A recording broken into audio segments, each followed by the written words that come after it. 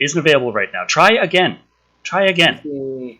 The minute that I saw that Patricia wasn't here, I had misgivings. And I would say that this is a sign of things to come, but, well, this is how things always go, so. Yeah, I know, but this lovely little dashboard that YouTube gives me, I start going live, and then it immediately gives me a little thing saying live streaming is not available right now. Excellent connection. Viewers waiting. 20. It's like, well, why are they waiting and not seeing it? Because Decker. Yes? You're on the air. Oh, hello, World Wide Web. I'm Dr. Shadow, internet personality of the best hair. Yes, there I am right there. So beautiful. Welcome to Live and Wired, episode 38, Toxic Candy. Joining, as always, we have that long-haired creepy guy. Yo. Also, in absentee of Patricia, we have Chibi Thulu, who will not be voiced. Patricia is coming, soon. I'm just trying to get everything all set up. Yes, that's my chat. Is the chat, restream chat not set? Oh yeah, open in browser. That's why I opened the browser window. Okay. Anyway, got a wonderful show for you today. I hope. Jacob Kennedy 2002 is watching on Twitch. Says hello. Hello, Jacob Kennedy 2002. Okay. Got this going. Cat Lunaskaya says Toxic Candy sounds like a stripper's name. I was gonna go with the first album of one of those teeny bopper, bubblegum pop singers, but from the late '90s. But tomato. Okay, let's get that going there. I was still setting everything up when everything had to go live. So here we are, and it's the one time it actually worked on time, kind of ish. The thing was still giving me trouble, but at least it worked. So. Still caught you at an inopportune moment while you were rambling. And no one special says actually got here at the beginning. It's like, it helps when, I didn't get to share the link out to Twitter or anyone or anything. It helps when I do that. I'm a bad internet personality. But on the topic of me being really crap at my job,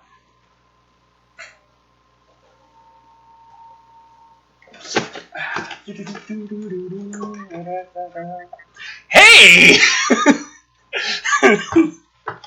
Decker's Quack, which he's showing off on YouTube for the second time, or is it the third? Second. Though I complained about it for about a year. Yeah, that's true. I wonder how long I'll have to complain about it as soon as I get there. Probably not too long, because you will more than likely actually send them a message for earlier than I did. That's kind of the big holdup. So you're gonna review Saw. That's definitely on the list.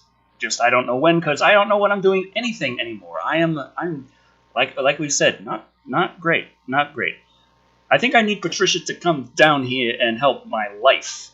Just a thing. She's good at keeping things together. I mean, are you gonna pay her for that? Like you didn't do me? No. Yeah, then I don't think she'll be coming down. Okay, Southern Yankee says, so start the countdown when Will Deckard need Patricia. That was before we even started. You start that countdown at T+. Oh, boy. So, Toby Kirkby says, that thing better be in every video going forward. Actually, I wouldn't mind seeing that in Decker's reviews, like in the background, hanging up on a wall or leaning up against a sofa, or, just something from that point onward. That would actually be kind of cool. It would okay as long as you didn't do anything to really draw attention to it, like sitting it in front of you or holding it in front of just wearing it on a chain around my neck. Right. Hi, I'm Decker Shadow, the internet personality with 100,000 subscriber play button. Yeah, like that for one review. For the next review, sure, why not? But going forward, just have it in the background. It's sort of like putting up your diploma or your master's degree or something like that. It's supposed to subtly make everyone else feel inferior when they see it. Honeyforce is asking when's the next road trip, and I'm not entirely certain myself because there's a whole ton of different things going on, and I'm really trying to draw this out until Patricia shows up. Anyway, it's just money is the biggest thing, and in order to fix that, I need to buy some movies and watch them and say what I think. That's what I really need to do more than anything. Also, welcome. Hey, Patricia. Hey, everybody. Sorry I'm late. Hi, this gives me the opportunity to set my windows up the rest of the way. Yeah, continue. Yay. So, yeah, I'm sorry. I didn't mean to interrupt you guys. So what were you talking about? Decker's play button plaque thing. Oh, yes, I wanted to say congratulations for that. I saw the video, and I'm really happy for you. Long overdue, you know? I got it right here, still in the box. I still have to hang it up because I don't have any place on the wall to hang it, because I need 2 screws next to each other at the right distance, and I'm too lazy to pull that off. So, Creepy, can you come down here and do that for me real quick? No. Patricia? Wish I could, but I can't. Yeah. Will I have to pay you? Yeah, I need to get a plane ticket Damn to come to Texas, so yeah. Sorry. He said, "Wait, where is Patricia? Oh God, where is Patricia?" And then he goes out, and he's like, "Oh my God." Don't worry. So, yeah, I wish I could, you know, but sadly I cannot. But I'll be here in spirit to help you when you, you know, get the hammer and nails. Ah, cool. Hectahept on Twitch says, Decker Shadow, I wonder, am I the only Russian who watches your reviews? And out of 135,000 now, probably not, actually. For me, it's actually still kind of crazy to think about. Like, I remember when there used to be that nice map view that was easy to get to on YouTube's analytics, and just saying, okay, lifetime views, in what countries have I ever been seen in? And just seeing all the things, even back when it was only about 40,000 subscribers, still just seeing all the, like, a couple of views here, and of course mostly all, like, huge amount in America, huge amount in the UK, good amount in Australia, pepperings through Europe, what you kind of expect. But then it was like, okay, some motherfucker in Ecuador's been watching me. That's cool, you know? Yeah, that's awesome. Yeah. I now imagine Decker walking through like South America or Eastern Europe or something, like, and just everyone is doing like this double take and like Decker Shadow. Yeah. I actually do have I have somebody from South America who follows my work and actually, you know, did a shout out on my birthday video, so that was actually pretty cool. And I do know that there are like a handful of people from Europe who watch my stuff. I don't know if there's any. I have yet to get anybody from like Africa or anything like that. It would be awesome if I could. Mm-hmm. Oh, this is a really interesting question from John Doherty. Hey, Decker, if you could choose one game, board, video, RPG, etc., as the basis for a movie, which one would you choose? Oh, that is tough, because I love EDF, but I don't know if I could watch 90 minutes of just shoot the monsters, and there's like... I mean, I could, but I don't know how well it would do overall, and I feel kind of responsible if I say that and the movie bombs, you know? I mean, you would think that Dungeons and Dragons would be a definite win, but we've seen what happens when Hollywood gets involved there. Twice. And there's going to be a third one. We've been talking about that for a few times over the past year, and we still haven't heard anything yet. How about Snakes and Ladders, directed by Michael Bay? Oh, yeah. It'll be a guy named Snake and a guy named Ladder, and there would be trying to like fight each other. No, you're thinking Uwe Boll. You're thinking Uwe Boll. Yeah. Oh, right. I was about to say that it would have nothing at all to do with the actual games, Snakes and Ladders, and then you said you're thinking of Uwe Boll, and I was like, yeah, okay. You're right. Okay. Scratch that. Okay, so it's gonna be involving with like these two adults. They're in the original they were kids, but you know this is a Michael Bay movie, so we need to change it up a bit. So we need to have a sense in which there has to be a reason why they want to get to the top. And every single chance they get, it's very convoluted. It takes about 45 minutes to explain everything, and there has to be at least one explosion and one fart joke. That's true. That's true. The Oh, snakes and would don't have forget, dynamite strapped to them, or they would just burp grenades. Yeah, and when a, they reach from 45 to 27. and a snake humping Megan Fox's leg. Don't forget that one. That's going to be an Easter egg that only the fans would know. Okay, good point. Yeah. Yeah. I would like a Metroid movie. I know that back in the 2000s, when Metroid Prime was like really popular amongst a lot of gamers after they stopped crapping on it, saying it was going to be a terrible idea.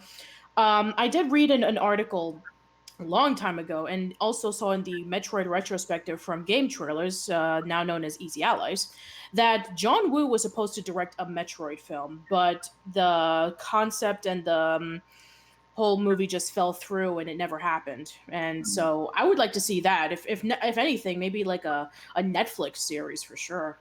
I would like to see a Metroid animated movie or series, like what they did with Castlevania. Oh, that would be amazing. Yeah, for sure. Yeah.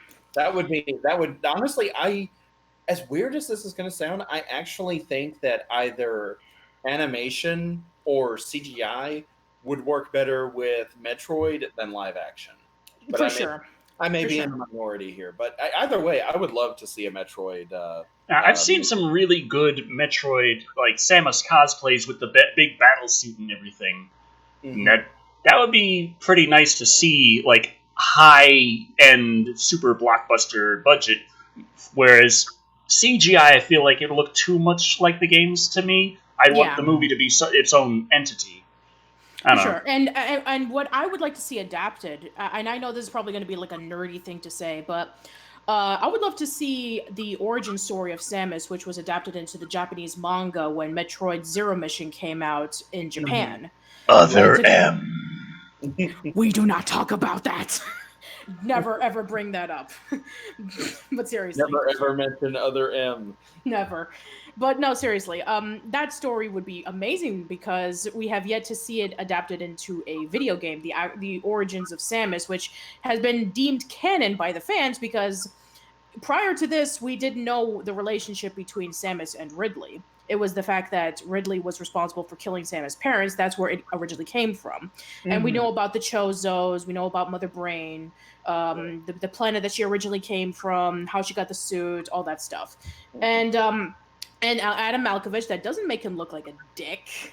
So, yeah, I think that it'll be great if that could be the case, at least for me. And who would animate it? That would be a really good question.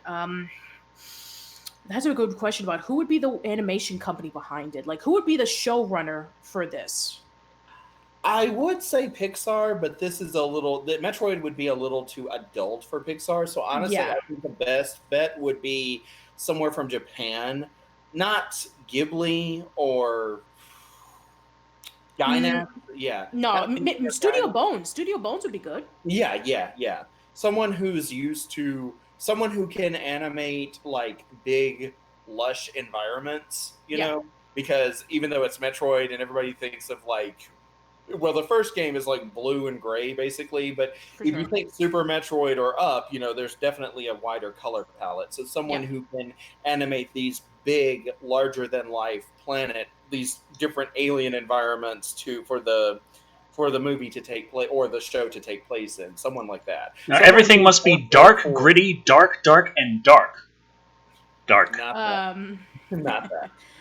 we have a $9.99 comment from Lazarus Soul 82 who says, "Got my Miller High Life. It's life and Wired. Let's kick some names and take some butt. Only sad part is that Godzilla bombed. It was as good as Endgame. Thoughts?" I haven't seen the film, so I can't say anything about it. Sorry. Unfortunately, I wanted to do a reaction review, but I've just been so... I didn't. You see, that's what I was talking about, being terrible at my job. My job was to go to the movies and watch a movie, and I didn't. How do you fuck that up? Evidently, I did. You're fired. Patricia has spoken. Real quick, Lizard's Reviews says, "Hey, Creepy, any chance you can do a Buffy the Vampire Slayer retrospective?" I have actually talked with Kendall about doing that one day because he loved Buffy, and I would actually enjoy covering Buffy the Vampire Slayer like episode by episode. So That'd be great, actually. Considering that we have the Buffy reboot already. That's true. That's true. Mm-hmm. Oh, Omega Gaming asks, what are your opinions on the 2019 Aladdin? I take it that if we've seen it, I have not, but we've been talking about the 2019 Aladdin movie bit by bit over the past couple of months, ever since, the Will Smith as the genie was revealed, and we discussed about how he looked. Oh yeah, like the whole rest of the internet. Yes, Yeah. for sure. Mm-hmm. But we haven't seen the movie, so we can't say anything. Sorry. But I am planning on seeing Toy Story 4 next week. Oh, awesome. Yeah, I'm going to be doing Pix Mix again with Aaron Meta from the Aaron Meta Show, and we decided that we were going to talk about Toy Story 4 because we've already seen every Pixar movie at this point for our podcast, plug. So, yeah, it should be a lot of fun. Real quick, I need to get up and turn a light on because I realized I did not do that before the live stream started, and pretty soon I will look like a Bond villain. So I probably should turn But you the look lights good. up here myself. You look good, Creepy. You look good. Oh, for a second I thought he wasn't wearing pants. I wouldn't be surprised if he did. I am not wearing pants, but I am not naked under here. Oh, okay, so boxer shorts. Or thong. No, I'm just regular shorts, not boxers. Oh, okay. I was gonna guess thong, but sure. Let's see. I don't even own a thong. It's a G-string. It's a reference to your blue thong game. I know. I'm just like... Bill Cage asks us, what are your thoughts on the new Friday the 13th movie that's supposedly being made? I don't think there's really any new information about that yet, but we will be talking later on in Live and Wired about 2 Friday the 13th fan films that have information leaked. So we'll be discussing more about that later. John Doe asked, have you guys seen Dark Phoenix? No, not yet. No one has. But we'll talk about Dark Phoenix on this show, don't you worry. Yeah, I just haven't had a chance to go see a lot of movies recently. So, it's just been time, money, just a combination of things. So, unfortunately, I haven't seen it yet. Yeah, that's fine. Oh, I never turned my lights up. I'm great at my job. Jeez. Well, this is what I have to put up with, people. All right, so let me see. Oh, here's a nice. I'll do it, and then Decker has to do it. Yeah, for sure. Luckily, I already had my lights on, so I'm okay. Iron Baron asks, Decker, will you review the Paul W.S. Anderson Resident Evil films? I am terrified to because I think I mentioned this a few times, but I saw the first 2, and that was enough. I saw the first one, and that was enough.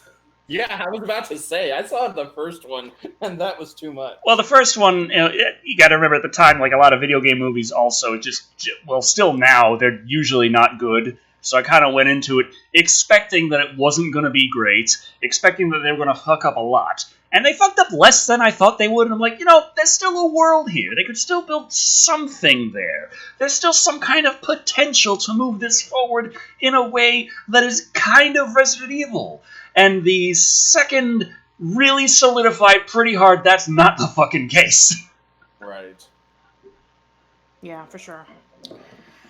Kaiju King 33 asks, hey Decker, will you review Robo Vampire? It was absolutely made for this show.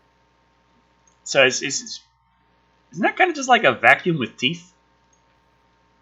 I guess so. Maybe it's like a Dracula who reincarnated as a robot?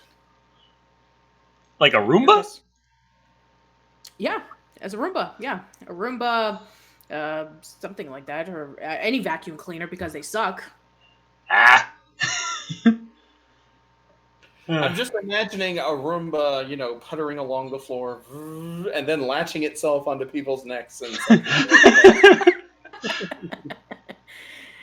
Yeah. You thought it was safe to clean the floor. Mine, every once in a while, it gets a lot of hair in it for some reason, and it'll bind up, and then when that happens, it stops, and it just starts beeping loudly, and the little blue light that looks like an eye starts flashing red. And my fiance, she's convinced that it's turned evil.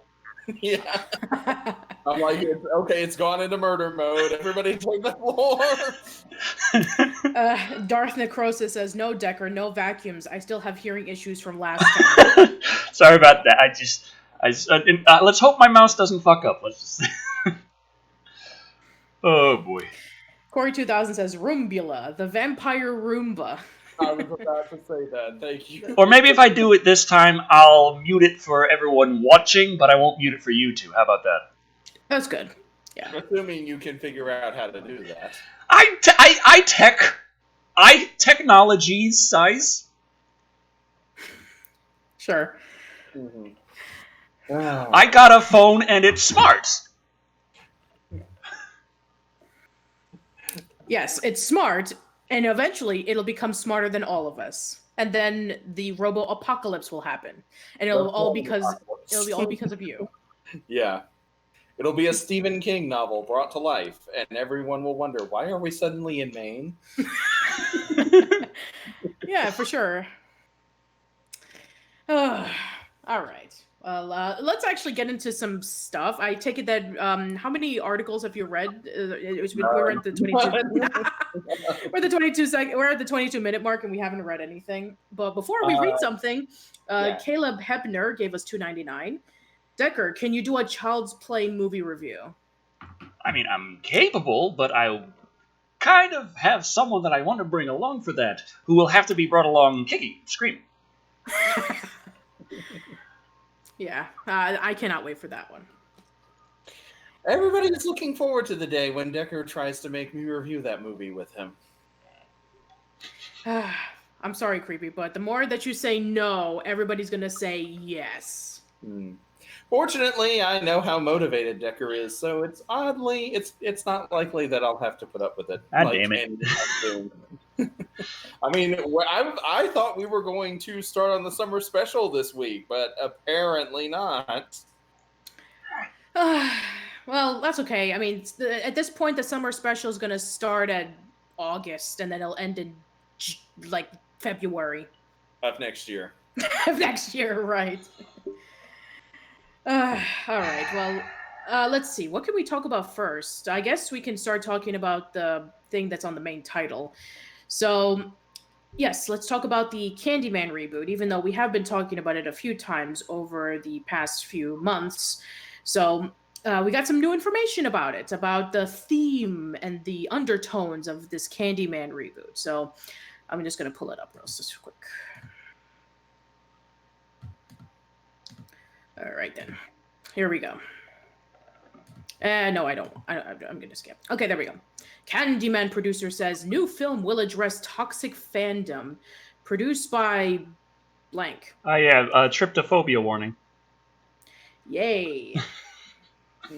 Jordan Peele is producing a new Candyman movie and has cast Yahya Abdul-Mateen II as the new Candyman. Monkey Pay creative director Ian Cooper was on a produced by conference panel, The New Age of Producing Horror. Deadline asked Cooper how Candyman would fit in what Monkey Paw has done with... Wait, Monkey Pay or Monkey Paw? I'm going to say it's Monkey Paw. Has done with Get Out and Us. His answer, surprisingly, was that Peele wants to address how toxic fandom has become. We talk a lot about fans and the idea of... that just scrolled down for no reason. Of appeasing fans, and when you do that, and how you do that, and when you do not do that, Cooper said. I think my issue with fandom is that it's really problematic. It's probably the most problematic thing facing the genre. Right before we continue, $5 comment from Serial Killer. What are some of y'all's most favorite video game soundtracks? Mine are GTA Vice City, Borderlands 2, Battlefield 1, and The Last of Us. Double Dragon Neon. Oh, that's a good one, for sure. Entire thing all day long. Mm-hmm. Sonic Spinball. Actually, Oh, that's once you get to Lava Powerhouse, especially. nice. Mm, that's really tough. I'm gonna say I really like. Um, well, I really am a huge fan of like Mega Man music. So out of, I mean, I guess maybe two, I would listen to like maybe 2 or 9 because I think that those had like really amazing soundtracks. As for like modern games, I mean that's really tough because there's a lot of great modern soundtracks as well. But I'm just gonna, yeah, I'll probably say one of the Mega Man games for sure. We have another $5 comment from Omega Gaming. Says, "Stop with the killer Roomba. You're giving ideas to Telos Entertainment, Evil Bong Company. Now we're gonna see it next summer." Hey, if they give us at least a little bit of money, saying that we came up with the idea, I'm okay with it. And Motorcycle US also asks for $2. King's books on coke better than when sober. And I'm thinking, Well, they were written that way.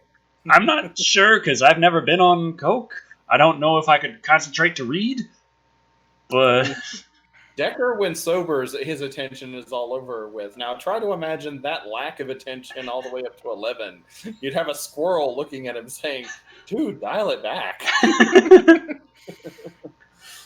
Yeah, for sure.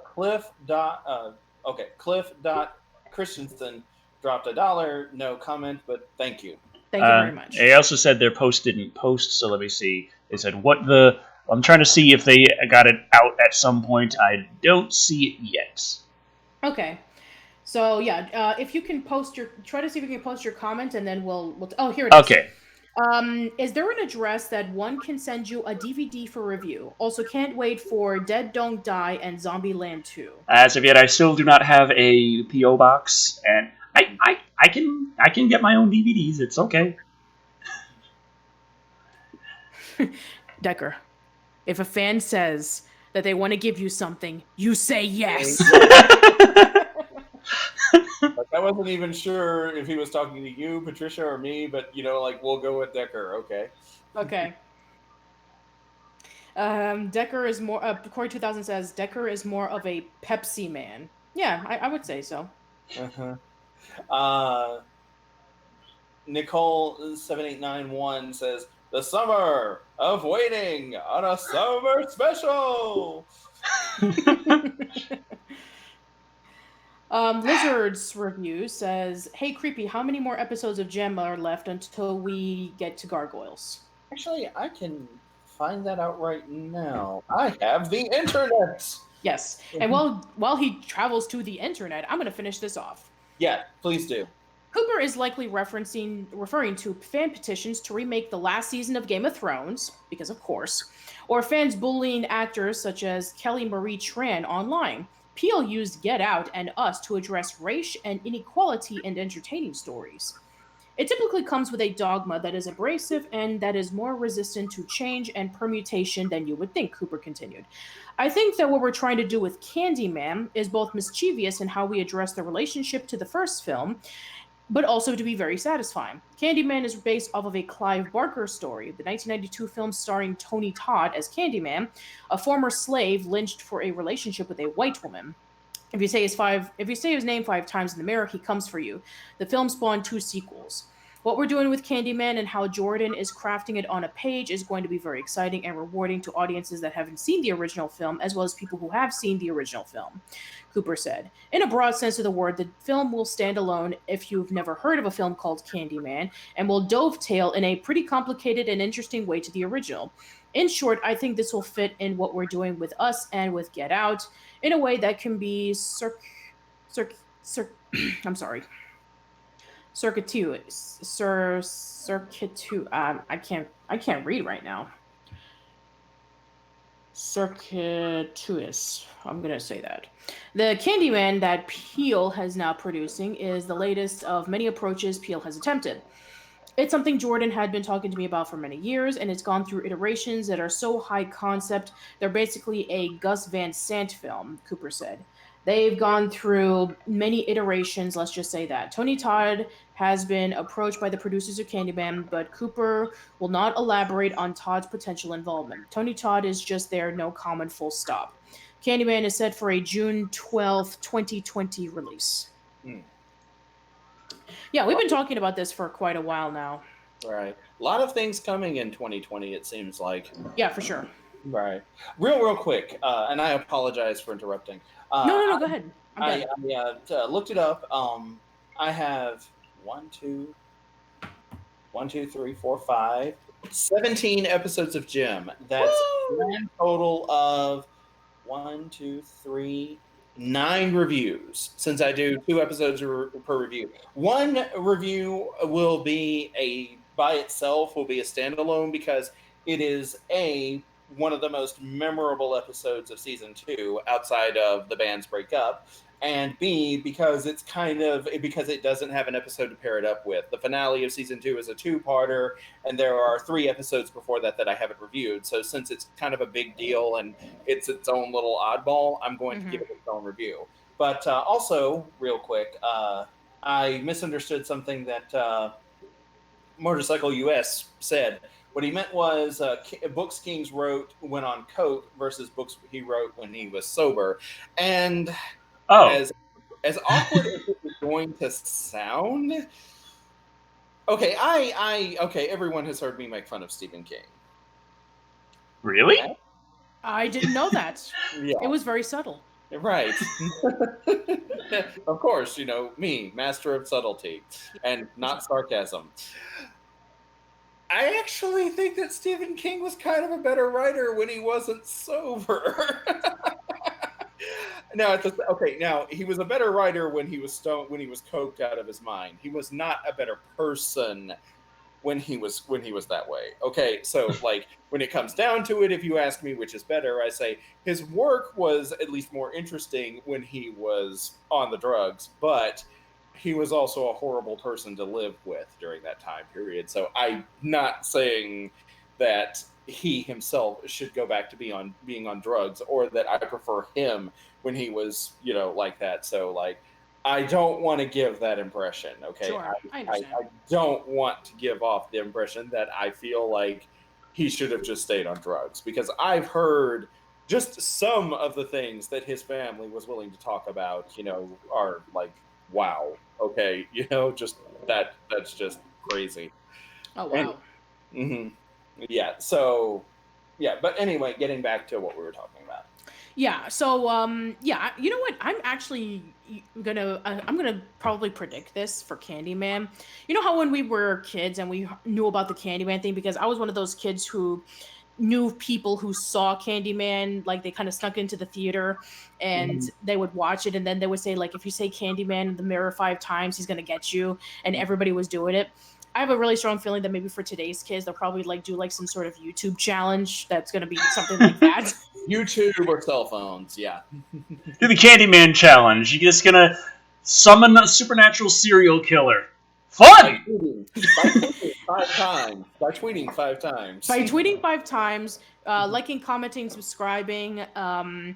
If it maybe Paranormal Activity, you just set your camera up into this empty room, say Candyman, and then wait for something to happen. Right. For sure. Yeah. Let's see. Android 21 Lola says the summer of Bible Man. Oh, yes. Oh man, I'm laughing so hard my stomach hurts. Oh man. Beautiful. Oh. I have said that one day I want to subject Decker to Bible Man, to the whole thing from start to finish. Wonderful. We have a Okay. 2. Let's see if I die. I just tweeted Candyman 5 times. Nice. I'm gonna retweet that. WWE Cigar World Champion David McGuinness gave us €2 saying, "The man with the best hair, you are British pounds. British pounds." Yeah. And saying, "The man with the best hair, you are a legend." There you go. Wait, I think you might be talking to you, Creepy, because right now I'm all... Also, Cliff Doc Christensen said, "Say Decker 5 times and a review happens." I wish it was that easy. We would have gotten like 20 reviews yesterday with just creepy like Decker. Decker. Dagger. Oh, Darth Necrosis says there are already Candyman challenges up on YouTube. Wow. Okay. Okay. Well, okay, they're ahead of me then. Patricia is the movie prophet.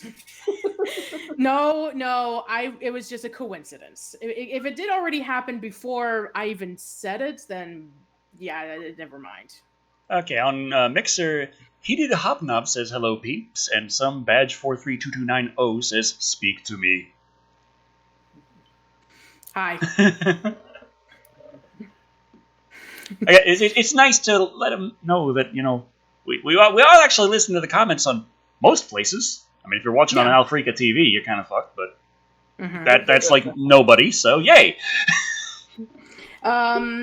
Knight SHG Gerg says the summer of Candyman. Sorry, it's not going to be a summer because including the reboot, that's going to be 4 movies, so that's not going to be a summer. I could make it stretch a summer. I know you would. I'm not encouraging it. Dexter could make it stretch out over a summer. Yeah. Alien J. Ahmed says, "Say, I shot him 6 times in the mirror and Loomis will appear." Ooh. Oh, that would be hilarious. Motorcycle US asks, how is the dog you rescued doing? Big. Dutch is huge. He lives down at Dorothy's. He's big. He's a big dog. He's like a horse. Awesome. I mean, yeah, it was like, what was it, 4 months about when found them? Less than 4 months. They were young. And Dutch survived and kept growing and kept growing. He big dog.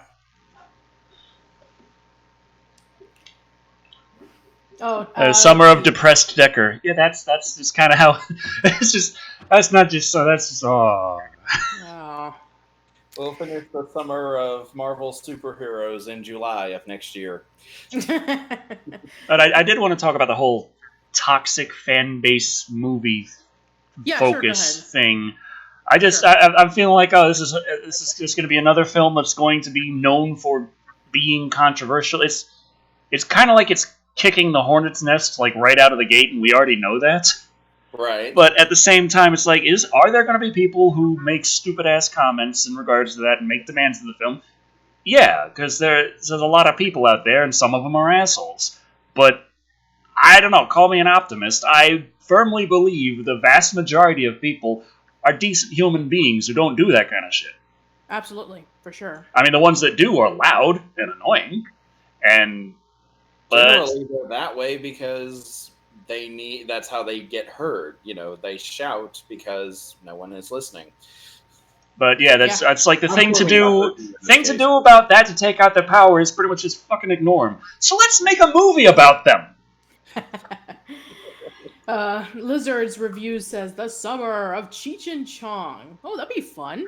How many Cheech and Chong movies are there? I think there's like maybe 5 or 6, and now counting like the movies that Chong did by himself. I know that there was one movie that he did by himself that had his daughter in it, but not. I think they're counting like for both of them together. I'll have to double check. But yeah, that'd be fun. I mean, you'll actually talk about the second movie, which actually has Pee Wee Herman in it, and the third one where he's actually a person in an insane asylum. No, I was thinking to myself, did they make enough Cheech and Chong movies to fill up a whole summer special? And I was like, I don't think they did. And then I thought about it again, and I was like, oh, then again, think about how many Police Academy movies there were. That's for sure. That's almost enough and that doesn't even include the live action TV series and the animated series. Was there 1 or 2 animated shows? There's an animated movie. Okay, an animated movie then. Okay. The summer of Jay and Silent Bob. There's a lot of Jay and Silent Bob films out there. Could that include Scream 3? Let's see. I'm counting their They were primary in it. films. Just saying. Okay, I'm counting their primary films. We have Up in Smoke, Next Movie, Nice Dreams, Things Are Tough All Over, Still Smoking, The Corsican Brothers, Get Out of My Room, Roasted, and the animated movie. So that's 9 movies. Yeah, you have enough for a summer. But then you'll have to be. Kaiju King says, me. Hey, Decker, your videos suck. You see that? That is just a small comment in a sea of comments.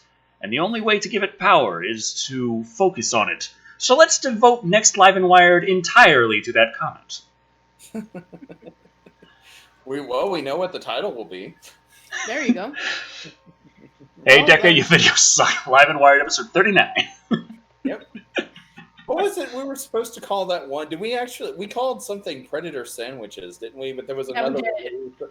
We had a name for another one, and we forgot to use it. And then someone reminded us in the middle of Live and Wired, and we were like, we forgot about that. Yes, for sure. Oh no. The Summer of Transformers or The Summer of My Little Pony by Corey 2000. Oh no. I would go with the My Little Pony one, personally. Bill Cage asks, Decker, are you a Sonic fan? As in, the games are nice, and I can follow the story? Yes. As in, I have a reskinned Sonic OC character, and I kind of want to bone Blaze? Also, yes. But...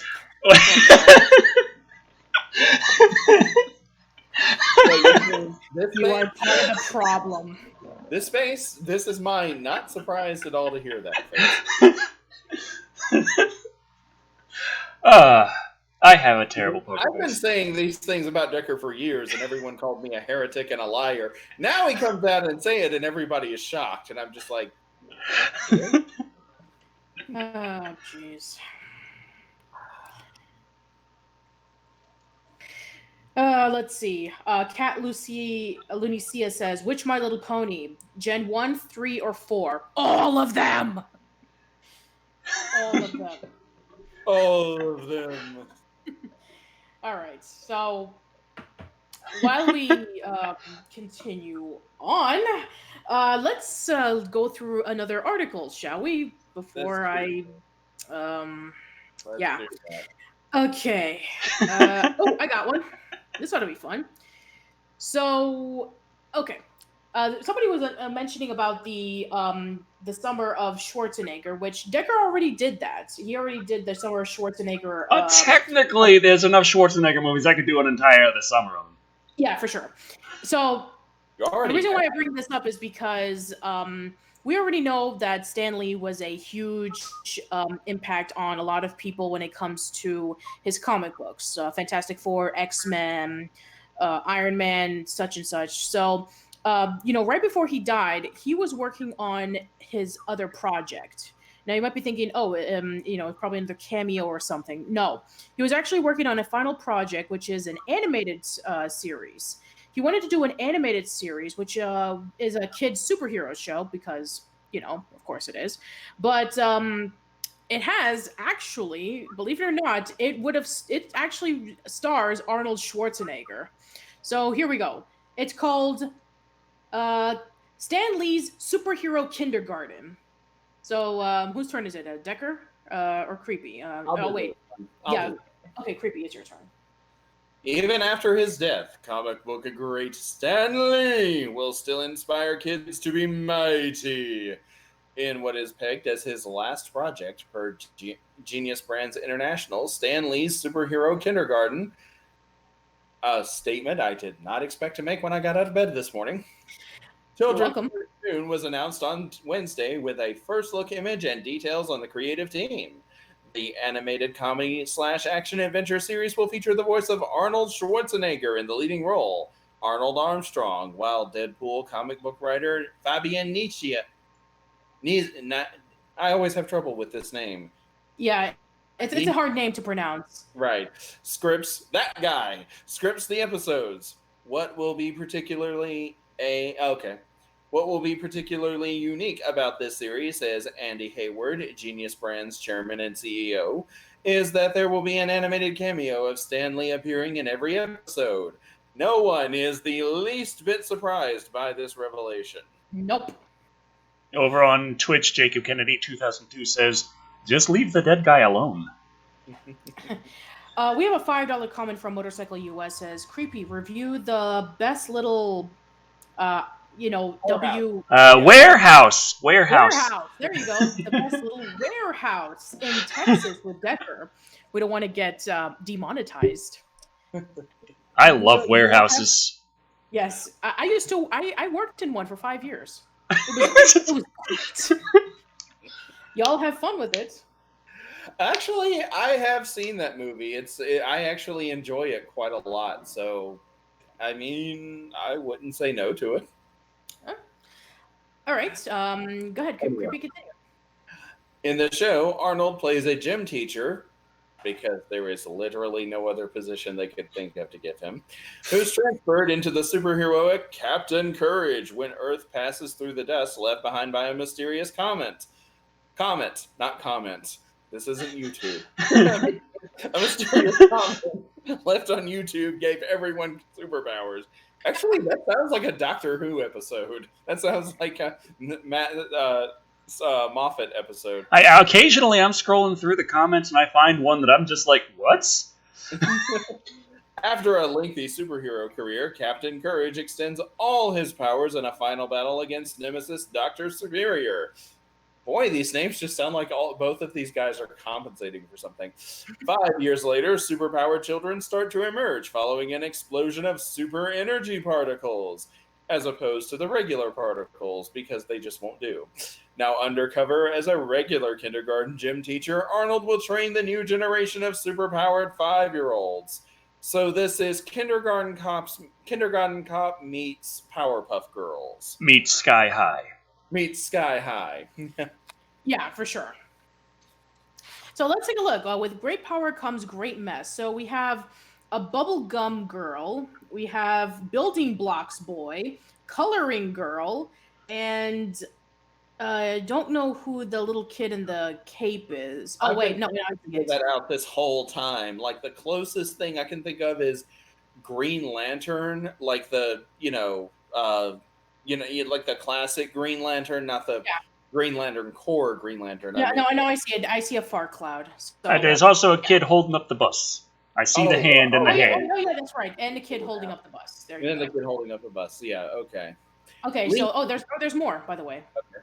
Lee created Superhero Kindergarten as a co-production between Genius Brands, Lee's POW Entertainment, and Schwarzenegger's O Production labels. According to the Terminator actor, who also executive produces the show, Superhero Kindergarten will introduce a new group of superheroes to preschool children all around the world and bring many valuable lessons to be learned along the way.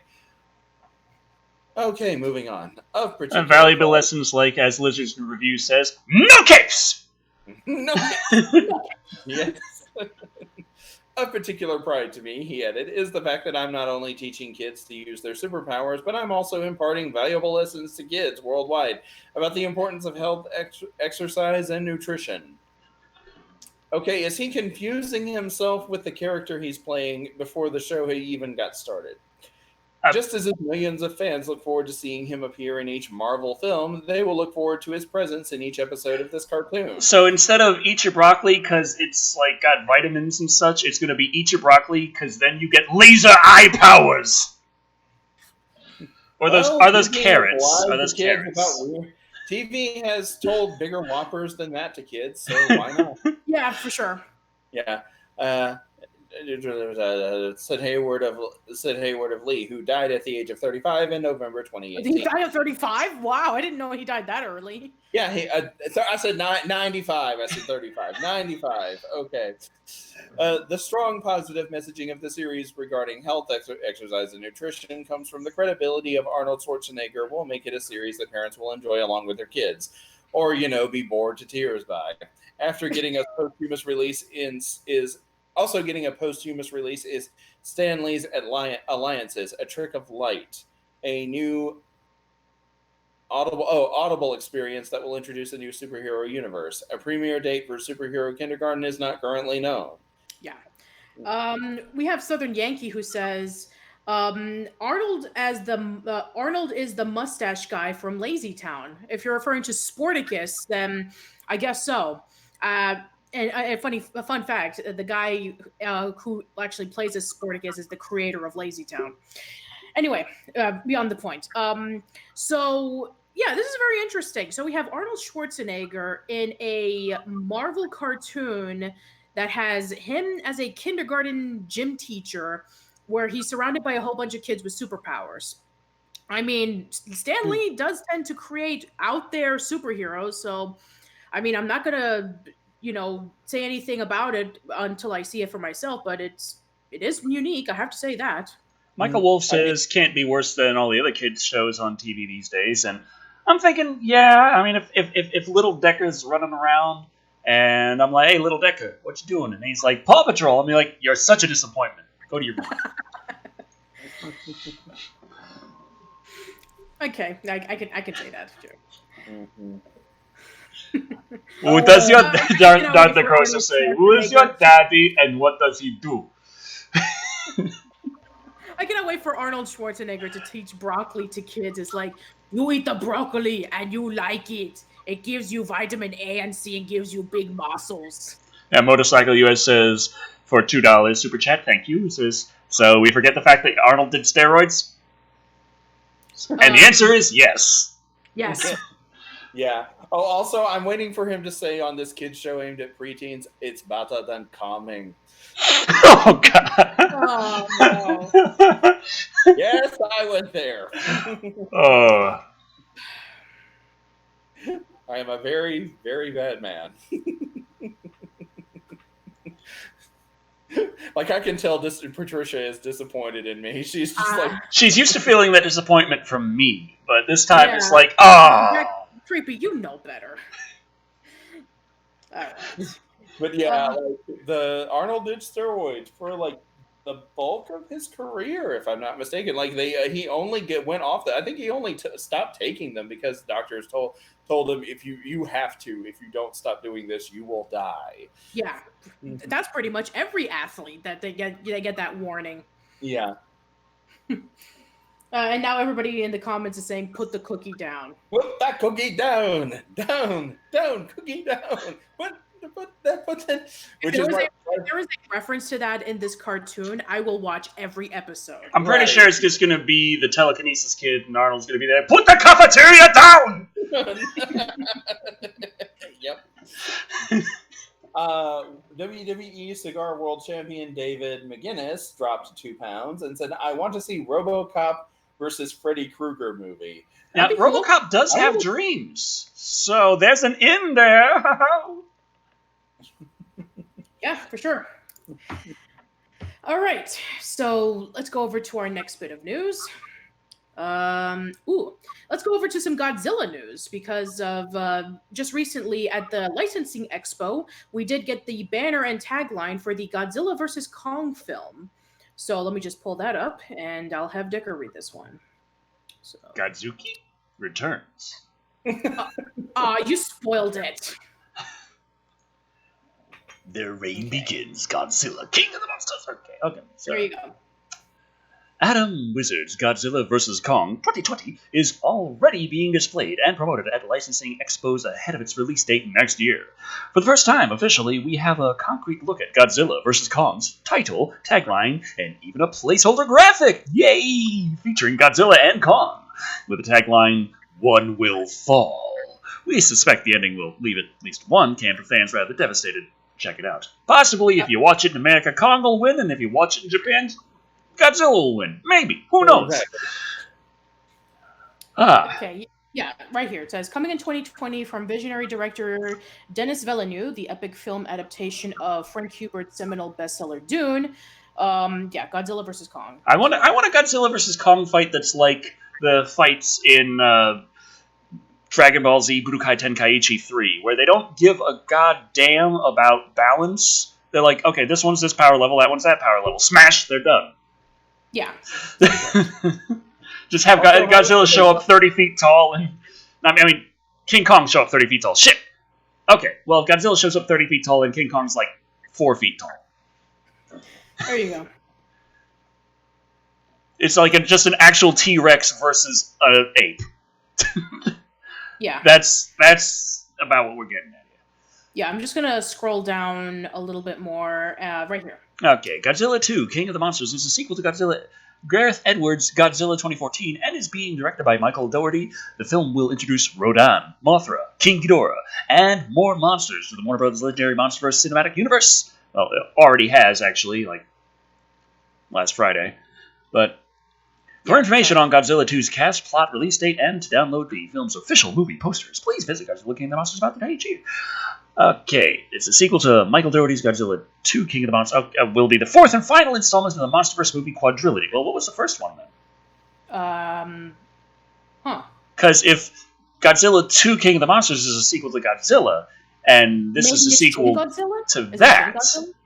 Now, Shin Godzilla happened after Godzilla 2014, and it's a separate timeline, separate story. Oh, okay, never mind then. I don't know then.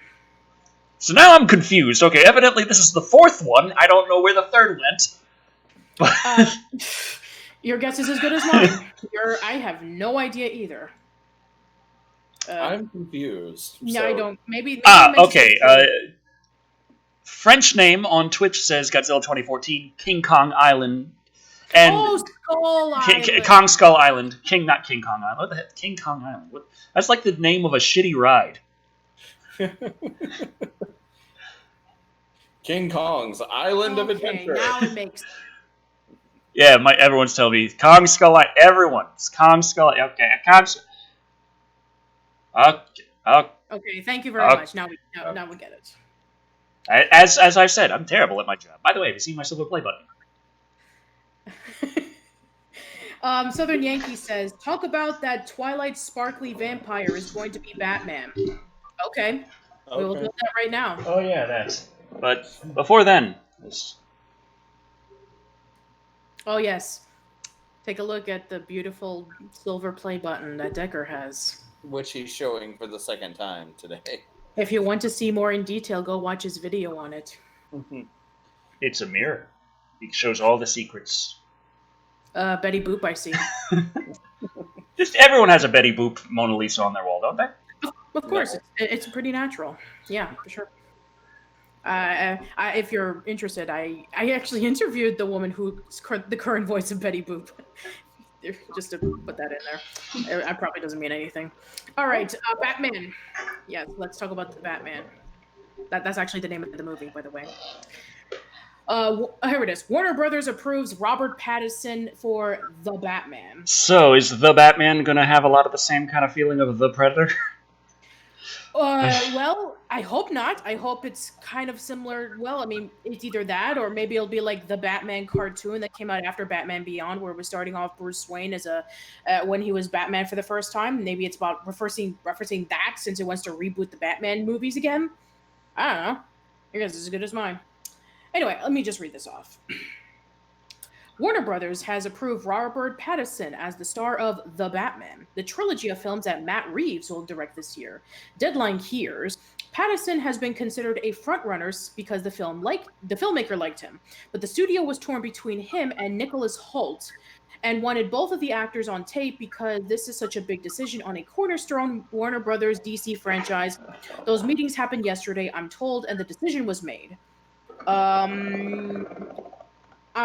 Here it is. Holt, who starred in Tolkien and is about to reprise the latest X-Men first-class film Dark Phoenix, was impressive. But Pattinson will be the guy, and negotiations will get underway any moment. This film is produced by Dylan Clark, who produced Reeves' Planet of the Apes films. Expected announcement imminently. Pattinson is a strong choice. He certainly has been the center of a zeitgeist franchise before in the Twilight Saga, and he has been used the time after to show his chops in films such as High Life, and is starring for Warner Brothers in Christopher Nolan's next film, and just debuted in the Robert Eggers-directed The Lighthouse at Cannes. They've got to work out a deal that will clearly include options for at least 2 more films, but this is considered a formality in a drawn-out process. Reeves' film tracks Bruce Wayne in his formative stages of Batman, which is why they needed an actor in his early 30s. Okay, so it is starting off with when he was starting out. Okay, so it is almost like the Batman cartoon that came out on Kids WB in a way. So I take it that there's going to be a Joker with dreadlocks and is barefooted. As long as it's not Jared Leto. This film will in no way carry on the work that Ben Affleck did as the older Batman in Batman vs. Superman and Justice League. Pattinson is rep by WME, 3 Arts, and Curtis Brown. So basically, forget all about those movies. They never happened, please. Nope, never. Yeah, every time you have a superhero movie, every 2 or 3, it just has to be the origin story again. Mm-hmm. Yeah. That's actually a really interesting case. Android 21 Lola says it makes perfect sense why he's playing Batman because he already played a bat again. I assume that he was a vampire. Mm-hmm. So, actually, that's a pretty good point. I'm wondering if we're doing Dreadlock Joker, can I be the Joker? Absolutely, yeah. I told you once before. You have the Joker's smile. Yeah, you just have to work on the laugh. Yeah. Like, Turn your head that way and smile.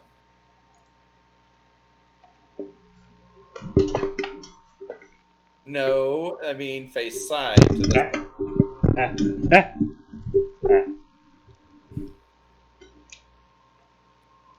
Yeah, he has the Joker smile. Let me fix my microphone that I missed. Oh god, the pop filter. Yeah, that's okay. No, normally with the technical difficulties happen at the beginning of the show and then a little bit smoother once Patricia shows up. Now you're breaking with tradition. That's okay. I mean, at this point in time, I'm not too surprised. Anyway, now right before anybody is going to be constantly complaining about like, oh, why did they have, this guy as Batman? He's going to be a terrible Batman. I want to show you. That's just the toxic fan base speaking. Very true. But I want to bring up something. Now, once upon a time, 30 years ago, in a time far, far away, people did not like that Michael Keaton was Batman. That's true. In fact, they thought it was a terrible mistake. Mm-hmm. I actually have a petition out right now, an actual petition from 1989, where people were signing. Yeah, where people actually had to like go door to door and people actually had use their hand and a pen. Yes. Mm-hmm. This right here is an actual petition dated back to 1989 of Michael Keaton shouldn't be Batman. It says, it has recently been announced that the actor Michael Keaton has been chosen to play the Batman in the big-budget film being directed by the Beetlejuice Burton for release in 1989, the 50th anniversary of, I can't even, it's tiny print, of the Batman. If the producers of this movie are truly committed to leaving the camp image of the 60s TV show behind and presenting the world a definitive Dark Knight detective, they cannot allow Michael Keaton to play this role. Don't get me wrong, Keaton is a fine comedy actor who has done exemplary work in the past, such as Beetlejuice, Mr. Mom, Night Shift, etc. But he is definitely not... there we go. He's definitely that's actually from the article where it came from, if you're wondering. This is definitely not the sort of imposing figure needed to define the ultimate creature of the night, the Batman. Help us to stop this ridiculous decision before filming starts in September 88. Okay, so it was around 88, not 89. The movie came out in 89. Sign the petition below and let's bring the folks in at Warner Brothers to their senses. We, the undersigned, strongly insist that the decision to cast Michael Keaton as the Batman is a major mistake and must be reverted before filming starts on Batman the movie. And there you go. Oh, and by the way, I actually want to show you one more thing. This is a petition that came out just, I don't know, like a few months ago. Keaton back as Batman.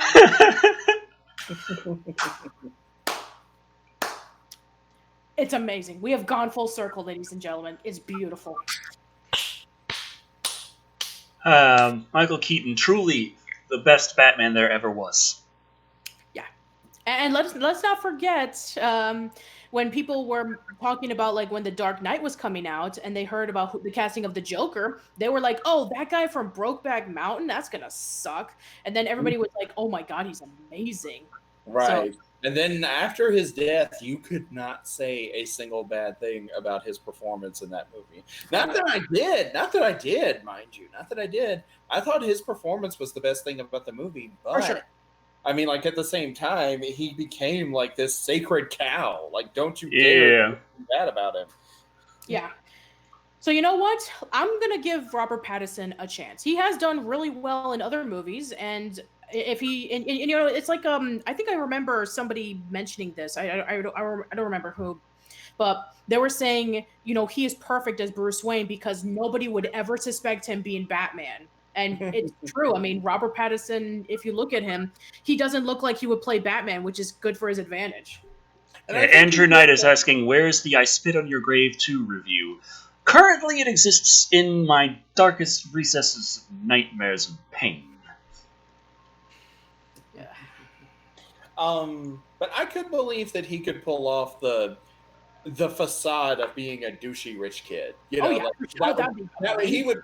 I feel like he would play. That's how I see him playing Bruce Wayne. You know, like the facade that Bruce Wayne puts on of, you know, the billionaire playboy. He would be playing up the douchey rich kid facade that people just expect from him, and people would buy that because that's what they think of it. That's what they would expect him to be. So, you know, yeah, no one would think that this guy was Batman.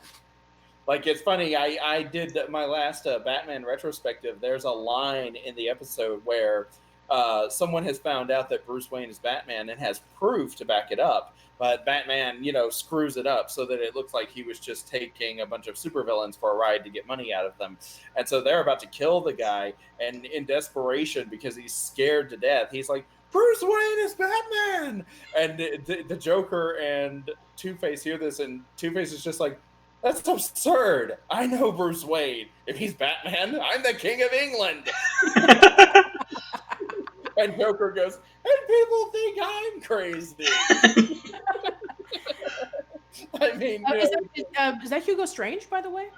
Yeah, Hugo Strange. It was the episode was The Strange Secret of. That's right. Yeah. But yeah, you know, it's like that was my favorite scene in the whole show.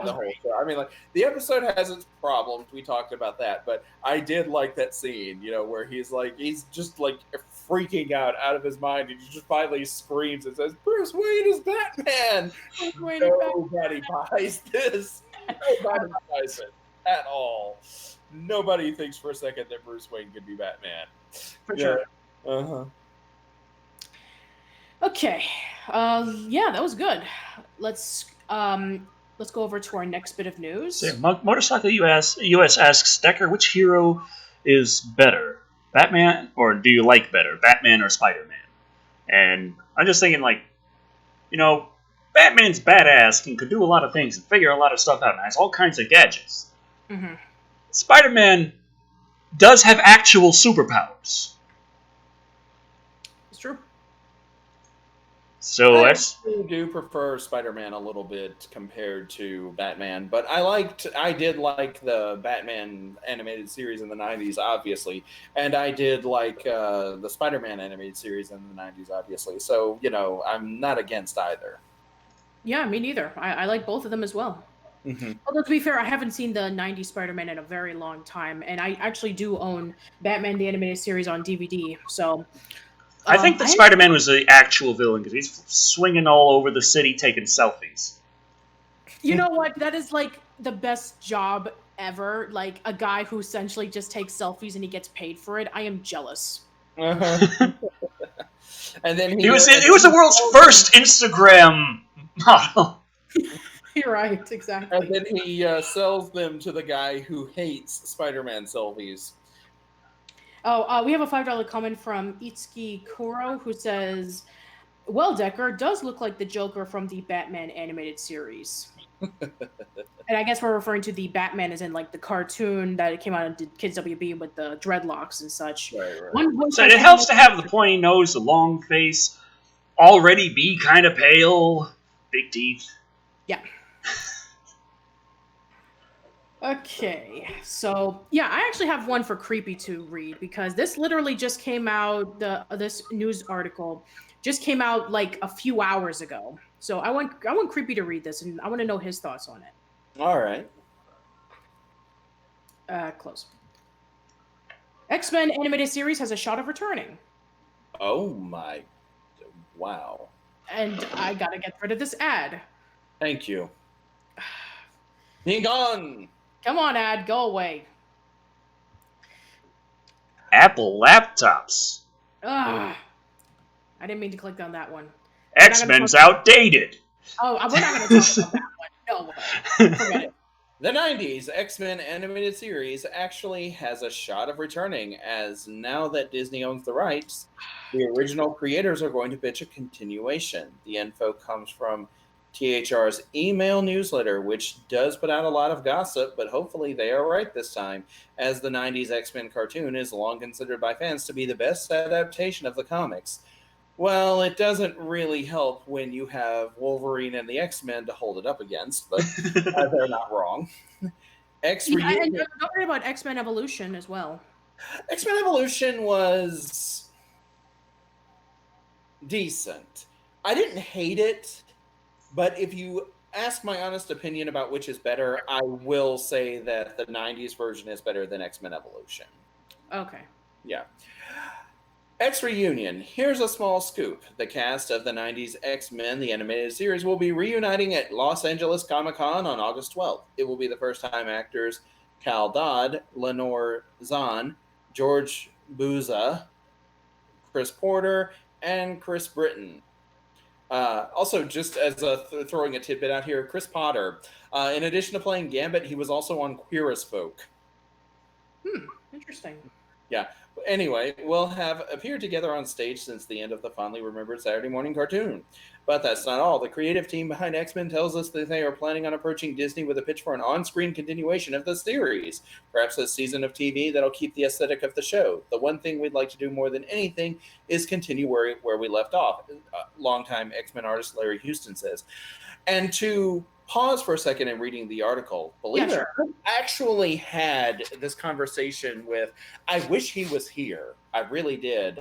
I had this conversation with Yama, and he has written a rather thorough dossier about like what future seasons of X-Men would be like. And it's actually really interesting because he had a lot of really good ideas regarding how this, like Xavier had to go, like, I haven't gotten to the episodes yet, but, for anyone who doesn't know, Xavier has to go up into space because he was injured and, he was attacked and left severely debilitated. So he has to go back with Alondra, his girlfriend, to the Shi'ar planet so he can be rehabilitated there because they have advanced medical equipment that can actually heal him as opposed to on Earth.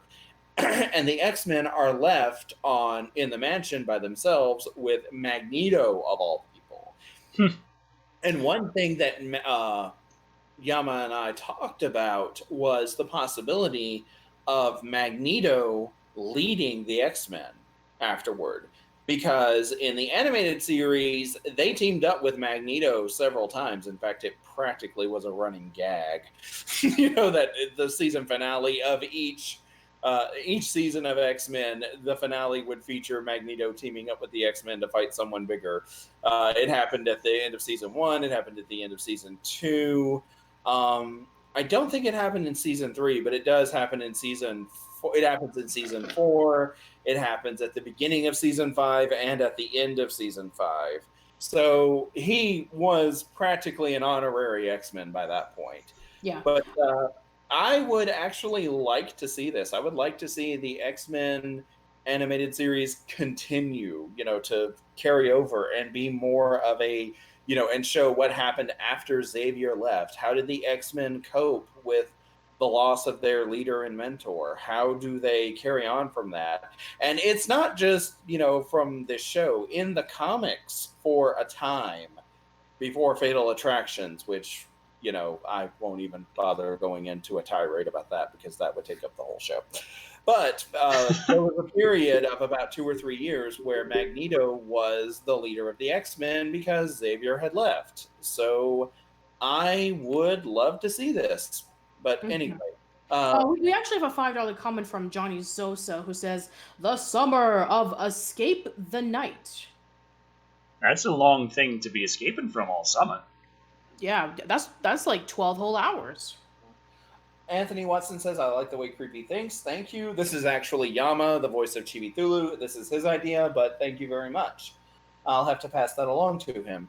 Oh yeah, for sure. But anyway, like we're continuing where it left off. Right. That's like what, over like 25 years of like comic books that they have to catch up with, because what's going on in the current X-Men is completely different now. I'm sure they have like new members, and I'm sure they gotten like new abilities, and they have new threats and all that kind of stuff.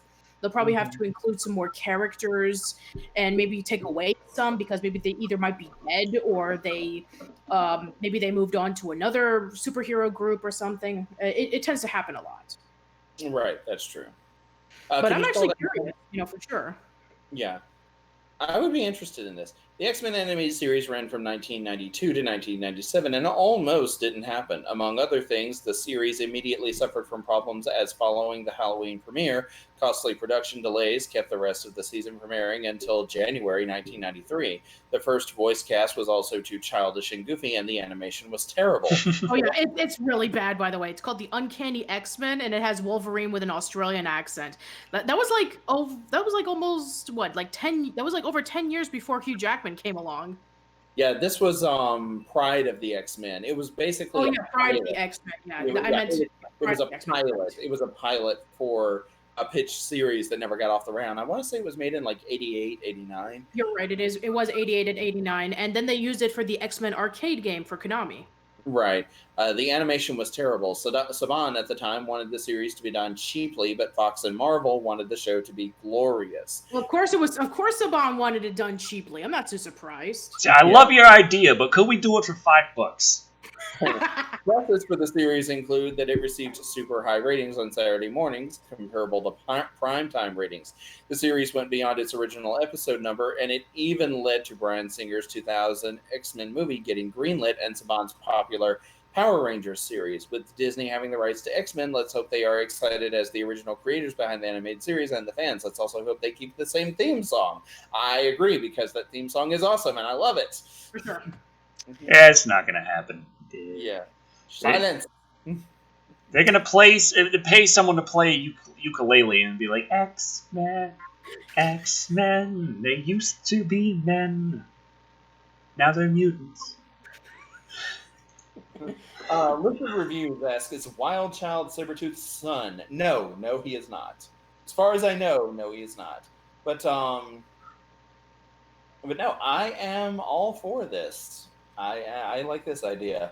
So I would be very excited to see, this happen. I am one of the people in favor of it. Mm-hmm. I am looking forward to explaining this to Yama and then going deaf from the squeeing that will hit me. Every time I see X-Men, it always reminds me of that weird Genesis game I had that was based on another comic that was kind of a ripoff of X-Men, but it also completely missed the point. Was it X-E-X-Men? No, X-Mutants. X-Mutants, that's right. No, that was actually, I want to say that was actually a comic book. Yeah, it was a comic book that then became a game, and as far as I could tell, because, I've never heard of X-Mutants ever. I only had the game, and it wasn't really a great game either. I mean, it was okay, but it was just a pain in the ass and not the highest polish. But as far as I could tell from the basic synopsis, your team of heroes are the X-Mutants because everyone got mutated, but then they got unmutated, and that makes them good. But now mutants want you dead, I think. It's like, X-Men kind of has this thing where it sits as a social commentary on the civil rights movement. X-Mutants is like, hey, X-Men's popular, do something similar. Yeah. Oh, this is actually a really interesting question, Creepy. Kaiju King 33 asks, should I see the animated series? Yes, I think you should. There you go. Let's see. I think that should be... we do have some more X-Men news, but we'll go into some more news right before we go into that. More X-Men news? Patricia, what's your superpower?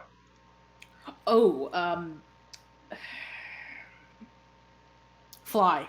I want to fly. Okay. There you go. I break tech. Decker, that's not a superpower. That's what you do on Thursday. He'll just be an incredibly skilled hacker. That breaks things. Mm-hmm. Ah. All right, so let's go over to the next bit of news. Okay. Ooh. I think that now we can start talking a little bit more about the Friday the 13th fan films. So let's go over the first one. So we have a trailer for the Friday the 13th fan film called Friday the 13th Vengeance. So I'm just going to pull it up real quick. There we go. So we have C.J. Graham as Elias Voorhees. C.J. Graham. Mm-hmm. Go ahead. C.J. Graham, who played Jason Voorhees in Friday the 13th Part 6, Jason Lives, is returning to the Friday franchise in the upcoming feature-length fan film Friday the 13th Vengeance!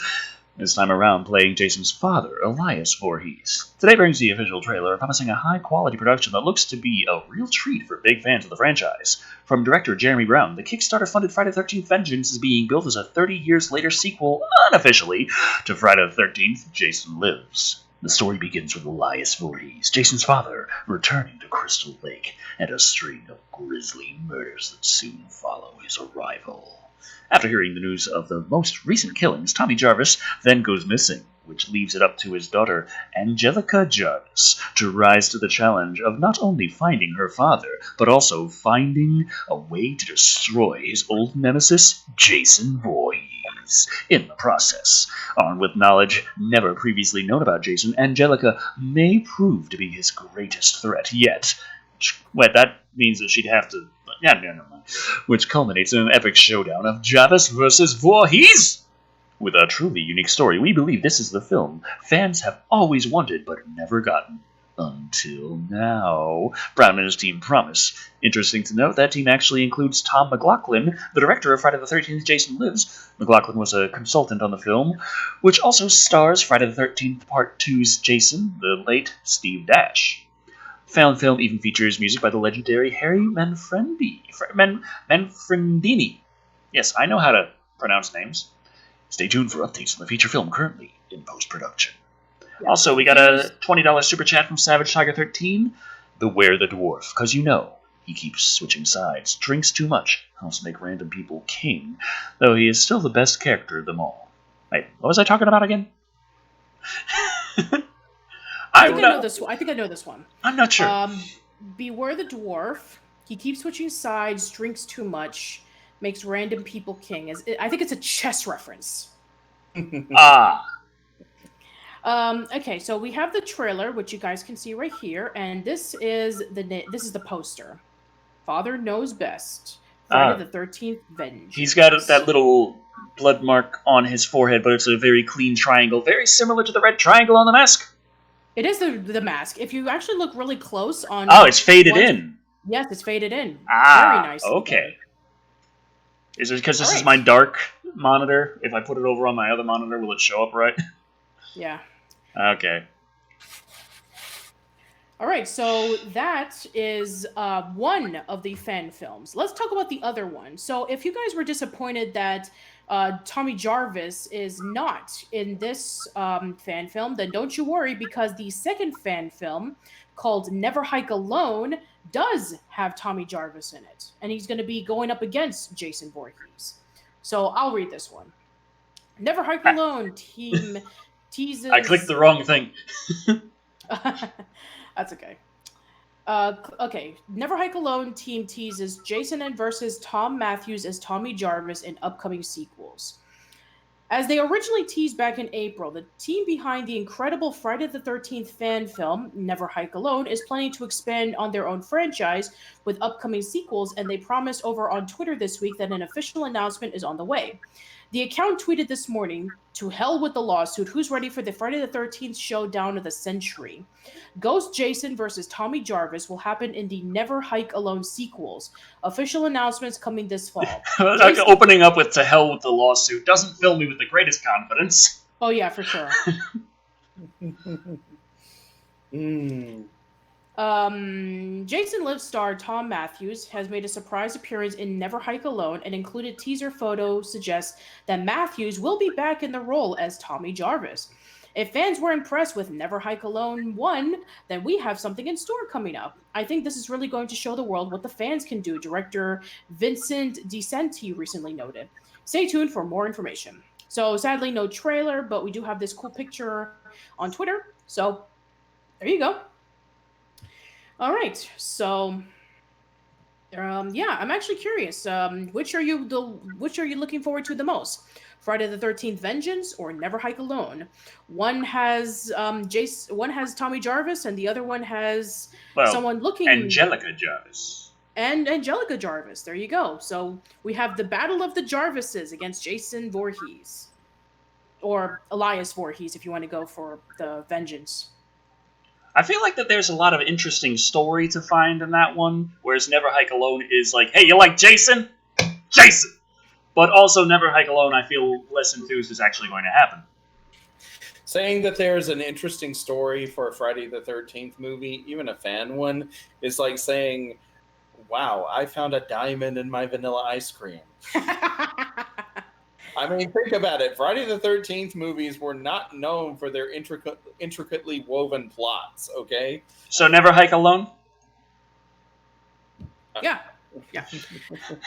You know, it's actually really interesting because you never. I mean, this is how dedicated the fans are. If in which, hey, we want to make our own interpretation of the story of Jason Voorhees. Screw the lawsuits. I'm just going to start a petition for them to change the stories that are already there into ones that I like. Yes, I will too.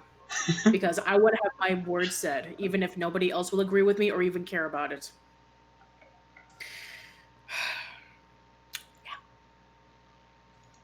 All right, next one. This one is. I'm going to go into some video game news, and I thought that this was pretty hilarious when I saw it the other day. But Microsoft is really trying to branch out to its audience.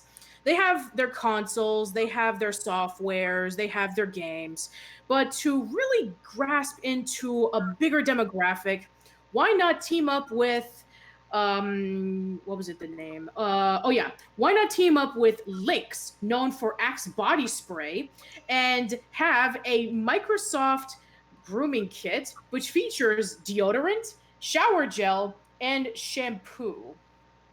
No, wait, shower gel, deodorant, and go away.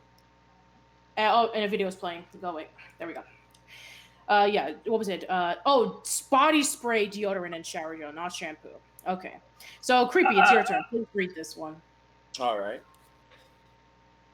I just want to say real quick, it's like, which is the worst stereotype? Gamers smelling like sweat, depression in their mother's basement? Or Axe body spray? What does Xbox smell like? This whole show has just been full of things that I never expected to I'm just going to get the Skyrim scented candle and leave it at that. There you go. Oh, and there's plenty of other scented candles. We talked about that on the show. The Mortal Kombat candle that smells like blood. Remember that? Or you want to? And yeah, there's plenty of. What about the Western movie genre candle, which smells like hickory smoke and leather from whips and cowboy boots? Wait, we're not even joking, by the way. Go look at our previous. Get a Red Dead Redemption candle that smells like horse ass. Don't encourage them. Or the slasher movie genre, which smells like someone's old couch and an attempt to lose your virginity on a Friday night. Woo! For sure. And I have to start over, and I'm just, what does Xbox? Never mind.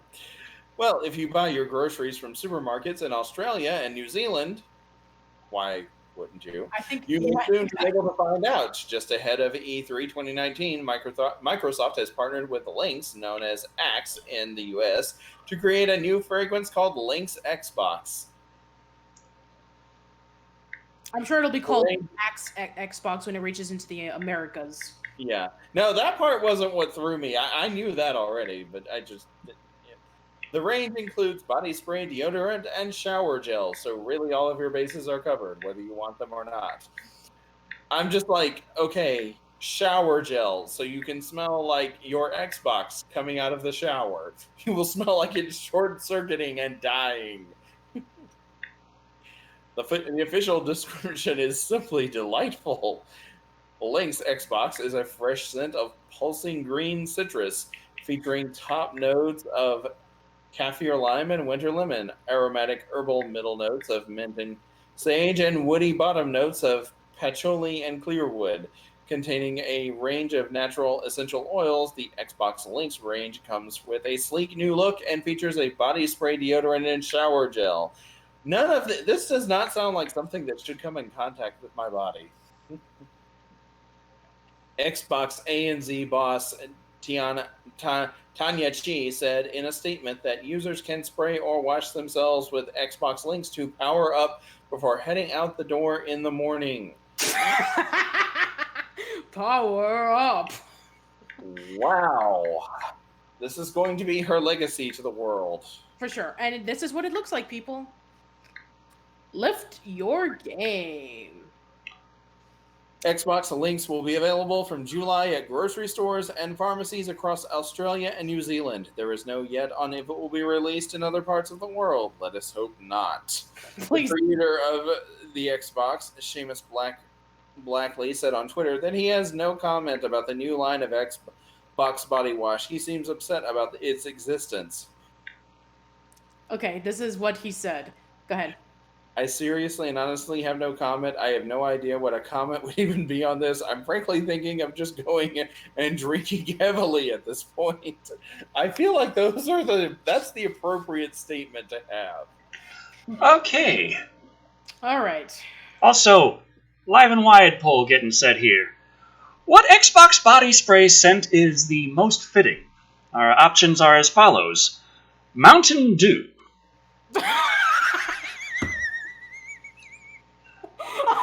That wins. Stank Futon. Cold Sweat. And finally, Depression. They have 30 minutes on Twitter at Decker Shadow starting now. Oh my god. Oh, man. Woo. Oh my god. Oh, mercy. Okay, we have a €2 dollar comment, British pound, whatever, Decker, from Adam Nana, who says, Summer of Pokemon, yes or no? Summer of Pokemon? Oh, there are enough movies, but I really don't think... I mean, I'm sure that some people would like that, but I have also a feeling that about at least 60% of viewers will just be like, no, not all summer, damn it. Oh god. Oh, well, we're not done yet. If you think that Microsoft is getting in on this whole, merchandising thing, we're just getting started. Oh my god, there's so much merchandise of things. It's not even funny. Where do we begin? Oh, I know. Let's go to Sony next. Let's see what Sony has in store for its share of marketing. So, if Microsoft has body spray and body wash and shower gel and all that stuff, Sony has sneakers, the PlayStation shoes. So, but I don't go anywhere. I have a PlayStation. All right, Decker, it's your turn. Just for kicks, the recent Nike PlayStation collaboration has yielded several highly sought-after collectors' shoes. Here's how the relationship between these two giants came to be. Gamers don't just play what they love anymore, they wear it. Okay.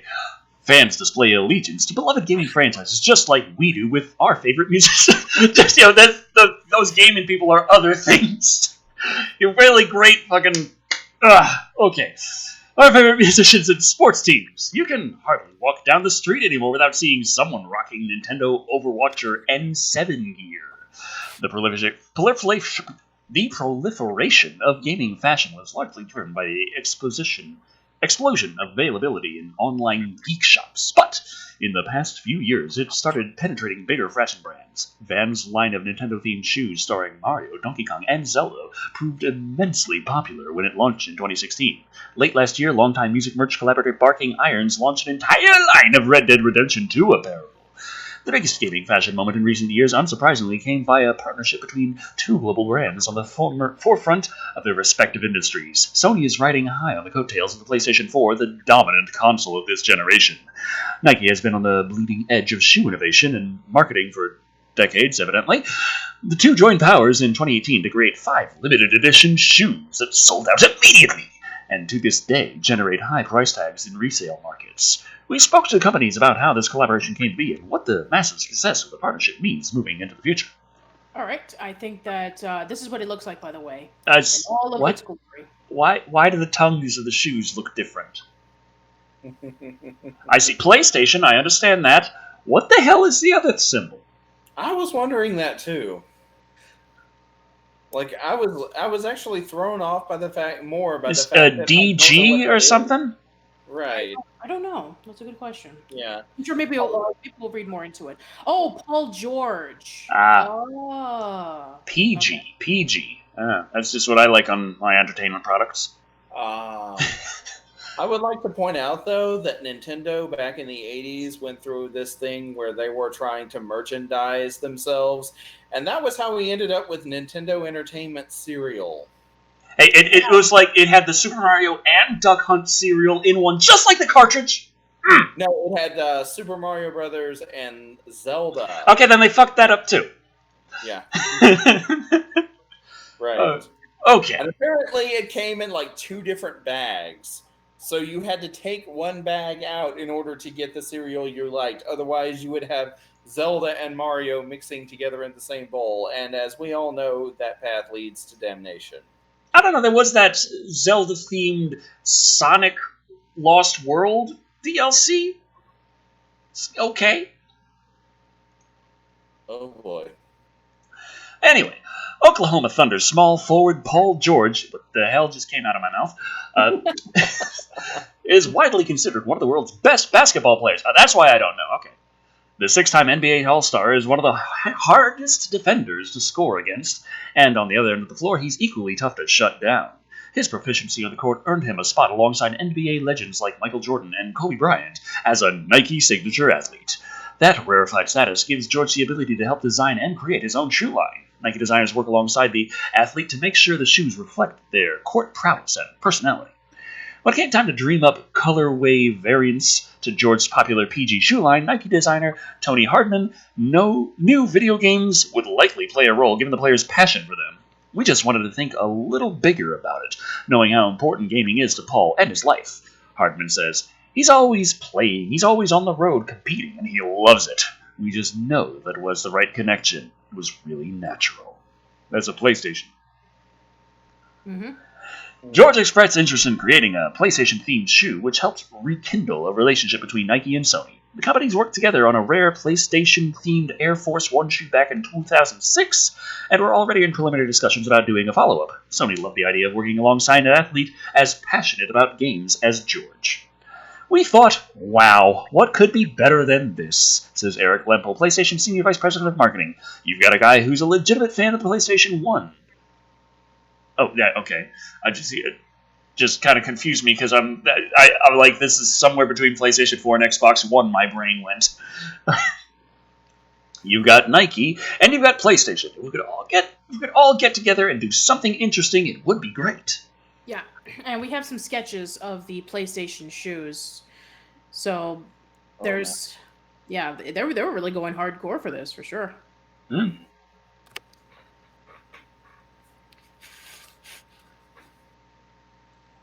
And you can tell with if you look at the loops of the shoe laces, they're the colors of the buttons. Right. Huh? That's the Delta button. Mm.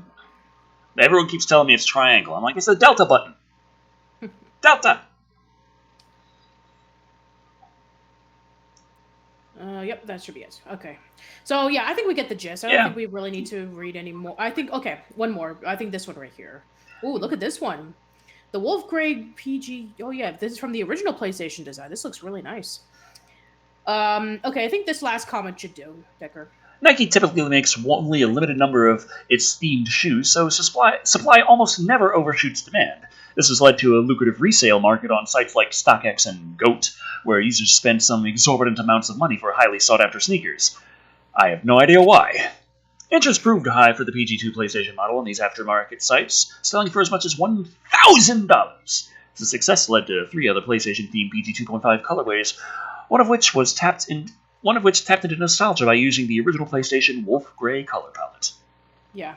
And I don't think there's any information about when these shoes are going to be coming out as far as they say, but hopefully, maybe I think they'll give us more details on it. But yeah, so there you go. PlayStation shoes.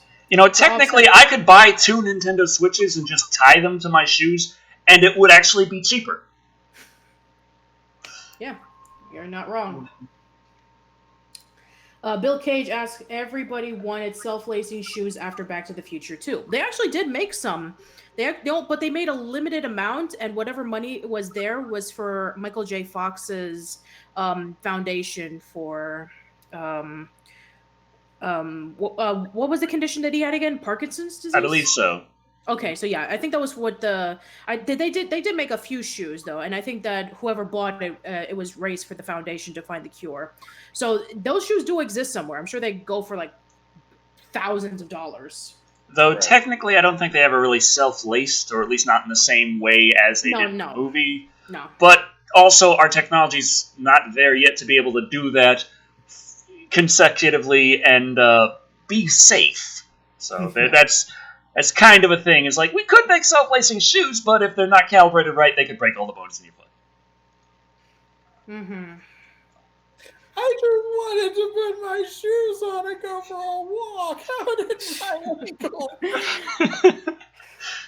Yeah, every time that we're going to be walking around, it's going to be like, we're going to have a tutorial for every step that we take. Mm-hmm. Put one foot in front of the other. Put Jump. one foot in front of the other. Jump. Jump. Run. Skip. Run. Skip. Tap dance. Tap dance. Yes. All right. I want to bring up 2 more movies that are going to be, I want to bring up 2 movies that are going to be having some shoe brands. Okay. So one is from Vans, and the other one is from K-Swiss. So for Vans, I'm sure that you probably heard about this already because they announced it a while ago, but they're going to be making some Harry Potter sneakers. What? Yes. They fly in that universe. Yes, they do. They do fly with brooms. Also, you didn't really see enough of their feet. They had robes. Long robes. You didn't see their feet enough to really, market a brand of shoes. Very true. Uh-huh. Okay, so anyway, it's my turn. The wait is almost over for the Magical Vans collab. The much anticipated Harry Potter crossover is set to arrive by the end of the week, which already happened yesterday, because it was expected to drop Friday, June 7th. So go shop right now. News of the release. Oh no, go away. Be gone. Be gone. News of the release date was shared with subscribed customers via email this morning, revealing the details of the new collab and the full line of sneaker designs. Hypebeast reported the sneakers are set to drop at 10 a.m., which, as of the release of this episode, already happened. So here we have a pair of sneakers from Gryffindor, which looks pretty awesome, by the way, if you are Team Gryffindor. Then we have just regular Harry Potter shoes. I take it that there's like, let's see, I think there's one of the Marauders map. I'm gonna see if I can click on the pictures. From Alonso Valencia on Twitter. Yeah, this is one of the Marauders map, where that's the map where you get to see the entirety of Hogwarts, even through its secret passages. You just say, "I solemnly swear I'm up to no good." And when you want to see what the map looks like, and you can see everybody who's like walking around, and then when you're done, you just say "Mischief manage," and it'll turn back into a regular piece of paper. And this one is actually of the Daily Prophet, the newspaper that they have. And from the looks of it, I do see from Harry Potter and the Prisoner of Azkaban, the third movie, where they're talking about the Dementors and Sirius Black. So that's pretty cool. Yeah, but will the I pictures also, move? Yeah. I could have pictured this coming out like when the movies were first starting to come out and they were a really big deal and so forth. But now I just feel like Hey, why that one not? has snitch wings. Mm-hmm. Cat was asking if they'd have snitch wings and let her fly. Yeah, they do. So I'm gonna. They do let you fly? No. I meant they had snitch wings. Ah, I was gonna buy these shoes so fast. I'm sorry. Okay, so we have ooh, look at this one. This pair of Slytherin shoes right over here that looks like it's made of snake. That's a I nice touch. want to say I have taken like So you'll never be able to walk around a department store again without being followed. right. I remember I have taken like 3 different quizzes like what house are you? Yes. And, Sean Haynes was asking, do I they have come in taken size 3 9 different quizzes. 3/4? I have They taken come in 9 and 3/4. quizzes in my lifetime that shows what Hogwarts house I am. One of which was the official Pottermore website. Oh I yeah. always get Slytherin every time. Aw. That's I well. I don't think anyone listening is terribly shocked by that. I got Ravenclaw. Oh, awesome. Yeah, for sure. Let's see. We got with the Ravenclaw shoes are checkered. I have no idea. I've never taken one of those tests. I'm just gonna play volleyball with Hufflepuff. There is no volleyball. There's Quidditch. God damn it. Okay. Let's see. Yeah. The Hufflepuff one. I see the badger and I see the colors of yellow. So, yeah. I'm gonna just click out of that one. There we go. Okay. Along with the signature design of each of the four Hogwarts houses, others include the Marauders map, the Golden Snitch, Old School, and the Van's era inspired by the Daily Prophet. This is the latest in many collabs Van has concocted over the years. Identify the 10 that you cannot miss, blah, blah, blah. So there you go. That is one movie that's going to be having a sneaker lineup.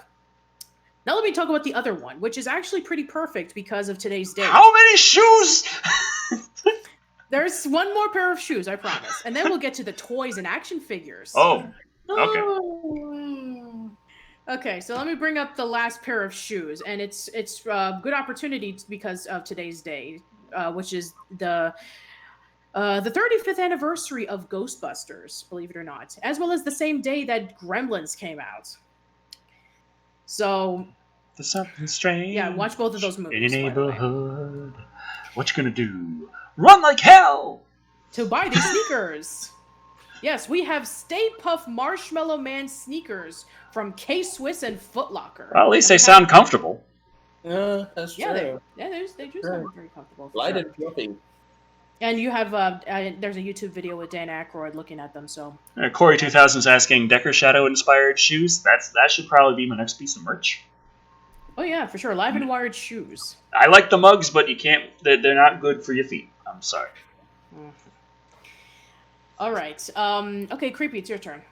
Alrighty then. Ahem. To celebrate Ghostbusters' 35th anniversary, the creatives over at K-Swiss have incorporated 2 of the film's biggest villains into sneaker models. Well, we know that Stay Puft is one. Does that mean Gozer is the second one? Or is it Vigo the Carpathian? Anyway. Yes. The Foot Locker exclusive capsule consists of K-Swiss Classic 2000.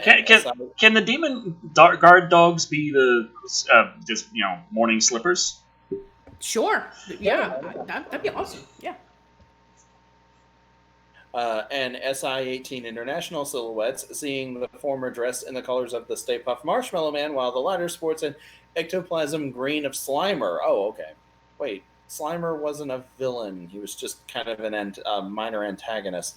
For the SI-18 International Stay Puft, the majority of the white leather sneaker is accented with navy blue and red detailing, paying homage to the Marshmallow Man's sailor collar and hat. Additionally, a Stay Puft tongue tag, insoles, branded laces, and heels add the final touches to the collaborative pair. Yeah. Over on Classic 2000, Slimer, the sneaker is dressed head to toe in ectoplasmic green, aside from the metal eye stays, and the translucent PVC upper, which allows the color hue to shine through. The back of the tongue is colored pink to represent Slimer's actual tongue, while the insole will don a drawing of the character. Finally, glow-in-the-dark outsoles add a special finishing touch. Okay, I can imagine wanting to put on Stay Puft shoes. I can't imagine really wanting to put on Slimer shoes. Yeah, especially considering all the times in the cartoon where Slimer slime their shoes. So, both pairs, designed by sneaker customizer Alexander John, come dressed with special Ghostbusters 25th anniversary logos and will be packaged in boxes designed like the ghost traps in the film. To get your hands on the K-Swiss X Ghostbuster 35th anniversary capsule, the sneakers will be available at the Ghostbusters Fan Fest at the Sony Pictures Studio lot on June 8th, which is today. So if you're listening to us, you probably missed your chance. The sneakers will also land on footlocker.com the same day. Oh, well, it still might have also missed your chance then. Sorry about that. Check out the video starring Dan Aykroyd above and the sneakers below.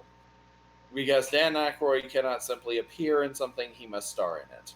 Ghostbusters has influenced boys and girls around the world since the film's 1984 release. Since then, the cult classic film has seen an all-female reboot and will see a sequel next year. For more sneaker releases, Kane West and Adidas drop a trio of all-black Yeets in this week's footwear drops. No, thank you.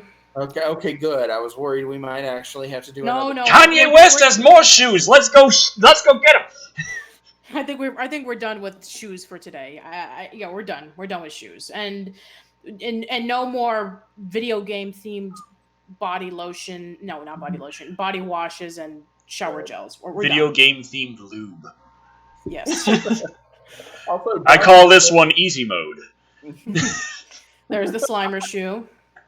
Darth Necrosis says, as an adult, this seems so frivolous, but the 10-year-old in me is screaming to get a pair. I'm right there with you. I was thinking that this whole time. I'm like, this has got to be just an incredibly useless thing, and yet I want it so bad. I feel so ashamed of myself. Yeah, we all do.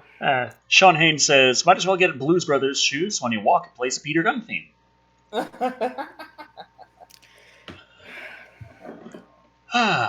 And Caligula says hello. Hello, Caligula. Hello. All right. I think we're going to take a break from the merchandise. Let's go back into some more movies. Let's not. No. No breaks from merchandise. Live and Wired mugs available right now. This particular model over on the Twitch channel. There's a little merch tab below. Haha. Okay. Good job. Also, how many more minutes until when the Twitter poll is up? I should ask. Oh, actually, let me double check on that. 9 minutes to go. 9 minutes to go. Okay, so that'll be enough to read another article. Yeah. Let's see. It's Creepy's turn. So I think that with the talks of X-Men that we briefly discussed about with the animated series, let's talk about Dark Phoenix. So a lot of people have a lot of issues with Dark Phoenix from what I've read online and from people who are saying that the movie was horrible. So there's a reason why, and I'm going to bring up this article really quick.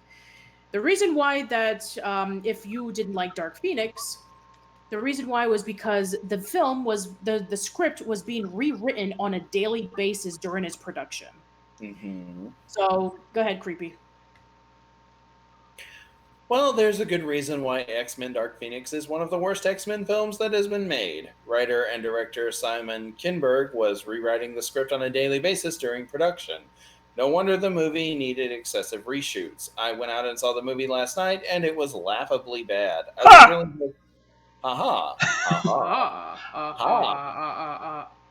say.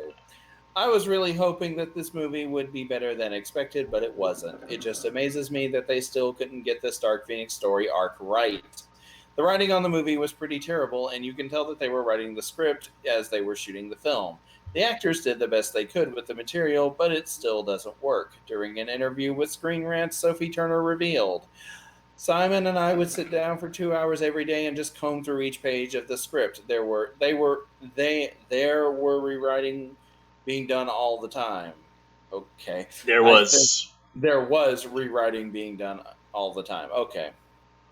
Turner had no experience writing movies, so I don't understand why she would even be involved with changing the script. Jessica Chastain went on to say that after they would have conversations like this, Kinberg would make the changes discussed. You could have a conversation and something comes from that, and then the next morning, Simon would show up to work and say, "Hey, I wrote some pages that I think could be interesting for this direction that we're going." Okay. That doesn't sound like the best or most efficient way to handle a big budget movie. No wonder the movie ended up the way that it did. For some reason, Kinsberg wanted to include the actors in the writing and decision making process, and it just didn't work, and the film was all over the place. How did this creative team not learn from the mistakes that have been made in the past? I just don't understand why they couldn't have a solid and great script ready to go before shooting the film and then stick with that script. They even had the awesome source material to work with. How do you mess that up again? It's so frustrating. Dark Phoenix is such a great story. Unfortunately, the studio just never hired the right talent to properly bring that story to life on the big screen. It's a shame. Oh well, it's over now. The next time we see the X-Men on the big screen, it will be under the Marvel Studios banner, and I'm looking forward to that day. Yeah. It's actually funny that we're reading this because I believe a few months ago on Live and Wired, we actually read an article on someone who watched The Dark Phoenix in an advanced screening. And they said that it was a massive train wreck and it was like one of the worst things that they ever seen in their lives and nothing was right about it. So now that we have this and now that we have a full understanding of what happened behind the scenes, I guess, that's what happens. It's very similar to the Super Mario Brothers movie in which they changed directions and they changed the scripts on a daily basis, so much so that the actors didn't even bother memorizing their lines because they knew it was going to be changed in an hour or two anyway. But hey, that does mean that there is hope that the Sonic the Hedgehog movie might not be the worst film of the year. Considering that it's coming out next year. Right. Shit! Decker stays on top of things. All right. So let's see. Let's see. I went. For Decker, I want him to read this because when I showed him this article, he was confused at first. He's like, "Oh wait, they canceled it already? Oh, it's like did they try to bring it back the second time?" So yeah, apparently they did. They were working on it, and then they just canceled it again. So. Sources say that Blizzard canceled StarCraft first-person shooter to focus on Diablo 4 and Overwatch 2. And if you're wondering about our thoughts on the stuff that's been announced on E3, we'll have our own E3 special, so we're not going to delve too much into video games for the moment. Blizzard has canceled a StarCraft first-person shooter that had been in development for the past 2 years, according to 3 people familiar with goings on at the studio. The main reason, Blizzard told staff, was to put more resources into the Diablo and Overwatch franchises. Yeah, that's what you do. You don't put things on hold, you just fucking cancel them. Yeah. The project, which was codenamed Ares, was described to me as, like, Battlefield in the StarCraft universe by one of those people, all of whom spoke anonymously because they were not authorized to talk about the project. The team had built prototypes on which the player, a Terran Marine, could gun down Zerg aliens, and there were plans to experiment with playable Zerg as well. Although one person who saw builds of the game last year told me it seemed like development progress was slow, a second said it came as a massive shock when Blizzard canceled it a couple of weeks ago. A third person said it was looking quite good. When asked for a comment, Blizzard sent over a lengthy and non-specific statement, which you can read in full at the bottom of the post. We always made decisions about these things, regardless of the ultimate outcome or how things might be interpreted based on our values, what we believe makes sense for Blizzard, and what we hope our players will enjoy the most, the company said. Oh, it's good to know that they're not making decisions because they're like, fuck it, this is a terrible idea and we think people will hate it. Let's do it. That's EA.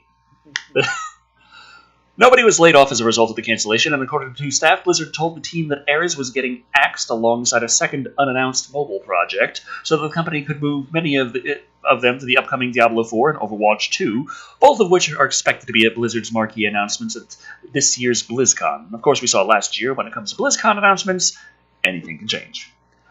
Both of these games are key parts of Blizzard's strategies in the years to come. We reported extensively on Diablo 4, codenamed Fenris, late last year, and what we've heard about Overwatch 2, or whatever it winds up being called, is that it'll have a large PvE element. A couple of Blizzard people have compared it to Left 4 Dead.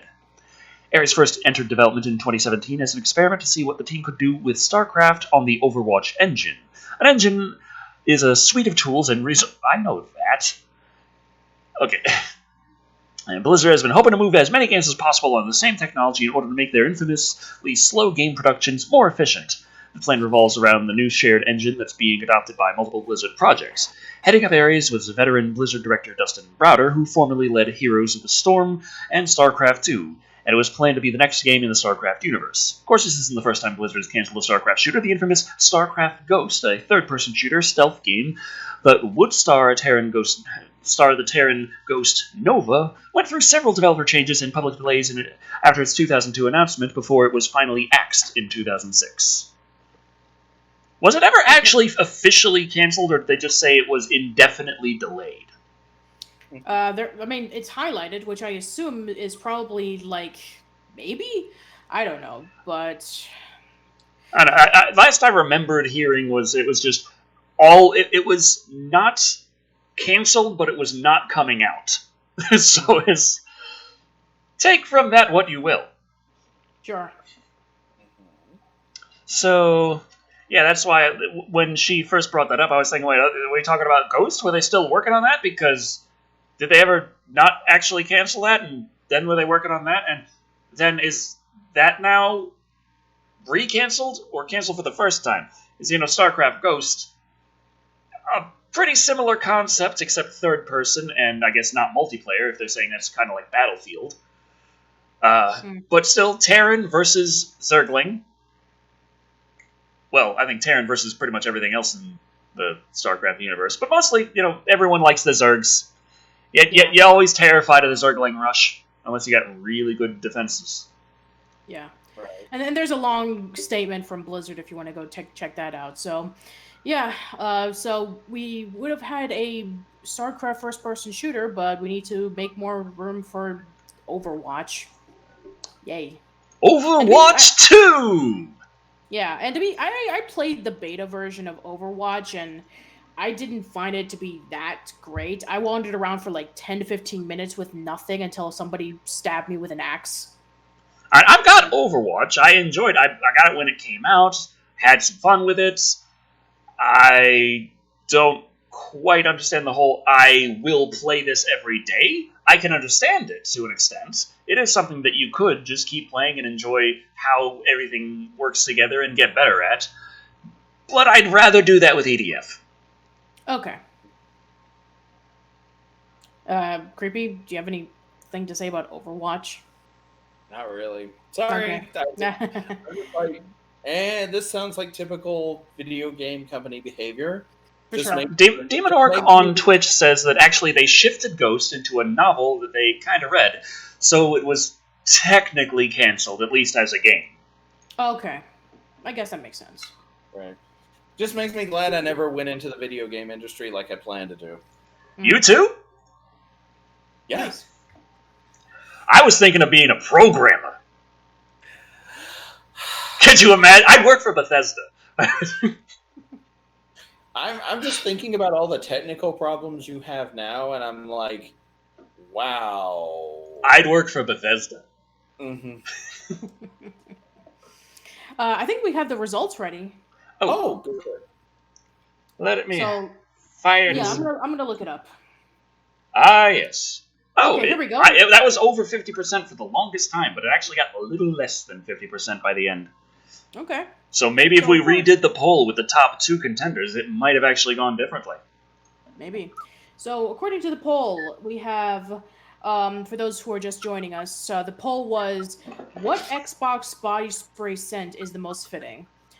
We have Mountain Dew, Stank Futon, Cold Sweat, and Depression. Coming in at 6% was Cold Sweat. Stank Futon came in at 13%. Second place was Depression at 33%. And our winner with an astonishing 48% was Mountain Dew. Yay. You never cease to disappoint us. Okay, there were a couple of comments as well. If I could just Go ahead. let's Take a look see. at, go ahead. Okay, 4 comments. Kat was saying, so depression and cold sweat is me, Mountain Dew is my friend, but Decker, you forgot Doritos and Cheetos. And Killer B13 says, I'm depressed, depression isn't working.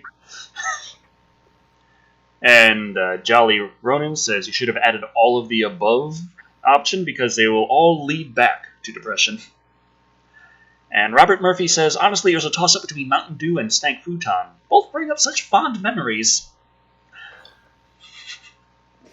No comment. No comment. I got nothing. I really need to get some Cheetos. I haven't eaten in like days.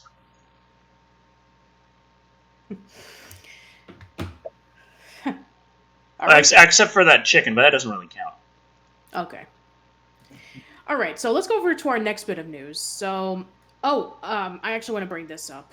So we've been talking about Rambo Last Blood for the past couple of months, and now we have one final trailer, which, for those who are wondering what it's about, we discussed about this a few times, as well as seen pictures, that we have John Rambo helping someone out in Mexico taking out the drug cartel. Right. So let's see if more information of that has been revealed since then. So, I keep doing that. Is it my turn? Yeah, I think it is. Yeah, it is my turn. Okay.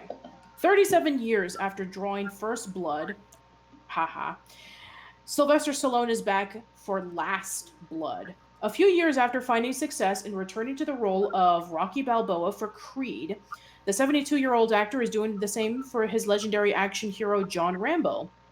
On Thursday, Lionsgate released the first trailer for the 5th and final installment. I like to see that. I'll believe it when I see Before it. Rambo Last Blood Part 2. And Rambo 3. Final paper cut. Rambo 3 2. Oh god. Oh crap. Everything's... I can't hear nobody, but I see things moving. What's going on? Hello? Okay. Okay. Everything back? Everything good? I think you're okay. Okay, because everything just suddenly went silent, and I'm like, oh god, no! Okay, yeah, I think you're okay, Decker. Don't worry. You're okay. The shadows are coming for me again! All the Decker shadows. Okay, so let's see. Again, Rambo series, Rambo Last Blood. The time has come to face my past, Rambo declares in the intense Old Town Road tune trailer. If it comes looking for me, they will welcome death, and there is nothing they can do to stop it. Starring Alon Stallone, who co-wrote the script, are Paz Vega, Sergio Perez Mencheta, Adriana Barzara, Yvette Monreal, and Joaquin Casillo. Watch the trailer above and see poster below. Well, we can't see the trailer, but we'll look at the poster. Okay, we have Rambo with his bow and arrow. Everyone has one more fight in them. Rambo Last Blood coming out in September 20th. So there you go. And I'm not taking the entrance exam. Oh. Yeah, sorry. Yeah, so this will be interesting. I know, Decker, you had crap. some... What happened? I just realized I had notifications saying duplicate tweet. Twitter only let me say Candyman once. Oh. Now I gotta say Candyman a bunch more times again, but add, like, dashes different, like... We could have just typed a tweet that had Candyman, Candyman, Candyman, Candyman, Candyman, in just that one tweet. There you go. You see, that's efficiency right there. I don't like it. That's for sure.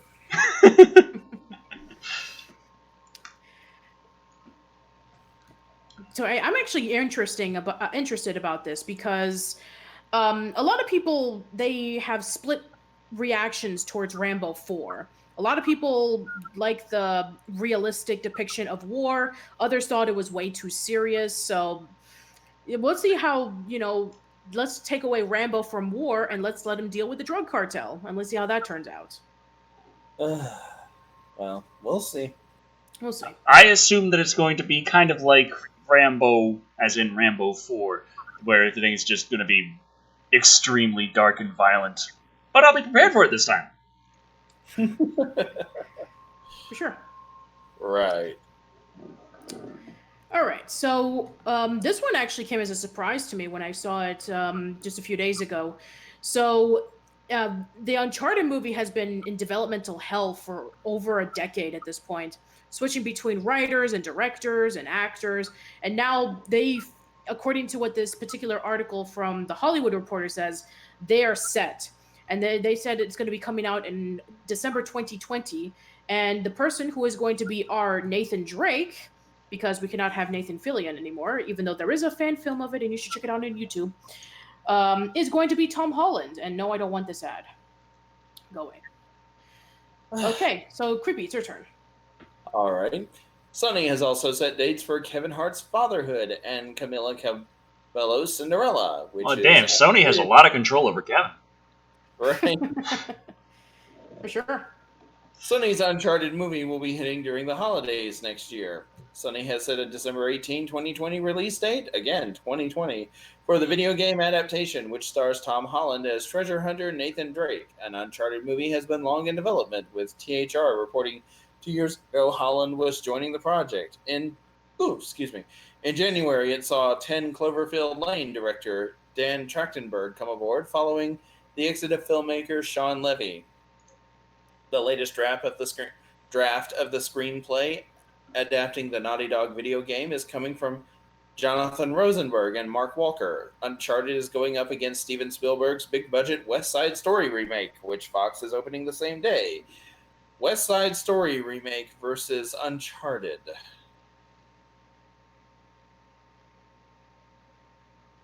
Yeah. Wait, what?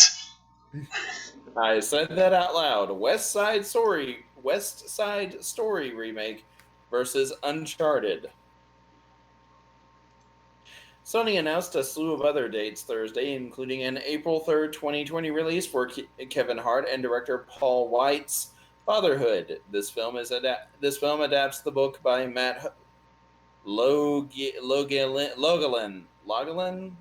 who is left to raise his daughter alone following his wife's death and childbirth. Melody Hurt will play Hart's on-screen daughter, with Alfred Woodward playing his mother-in-law. The date is that's not the Uncharted movie. That's okay. The other movie. So yeah, so we essentially have Tom Holland as Nathan Drake. Interesting choice. It's not a bad one. Tom Holland's a great actor, but I never really saw him as like a Nathan Drake. Maybe like in the flashbacks in Uncharted's 3 and 4, in which they delve more into when Nathan Drake was just starting off as a thief and then he met with Victor Sullivan for the first time. Mm-hmm. I could definitely see that. Maybe like an origin story of the Uncharted series right before we have the Nathan Drake that we would know from the games. Also, on D-Live, I missed this, not sure exactly when it happened, but Senpai Nico donated 1 lemon and said enjoy. Thank you. Thank you. We'll make a nice glass of lemonade. Oh, I like this one. Scott Yoshihara says, Tom Holland as Spider Drake. Very true. Spider Drake. Michael Bornstein says, call it East Side Story. East Side Story. Sure. I guess so. Yeah. So, yeah, I'm actually interested about this because, I mean, we do know about a few other video game movies. The Doom one, for sure, that's going to be coming out. And the Super Mario Brothers movie from Illumination, then the Sonic movie. So, yeah, I'm actually wondering, it's like we have the battle of the video game movies with Nintendo, Sega, Sony. There's the Halo series that we talked about a while ago. So, right. Let's see which one's the best.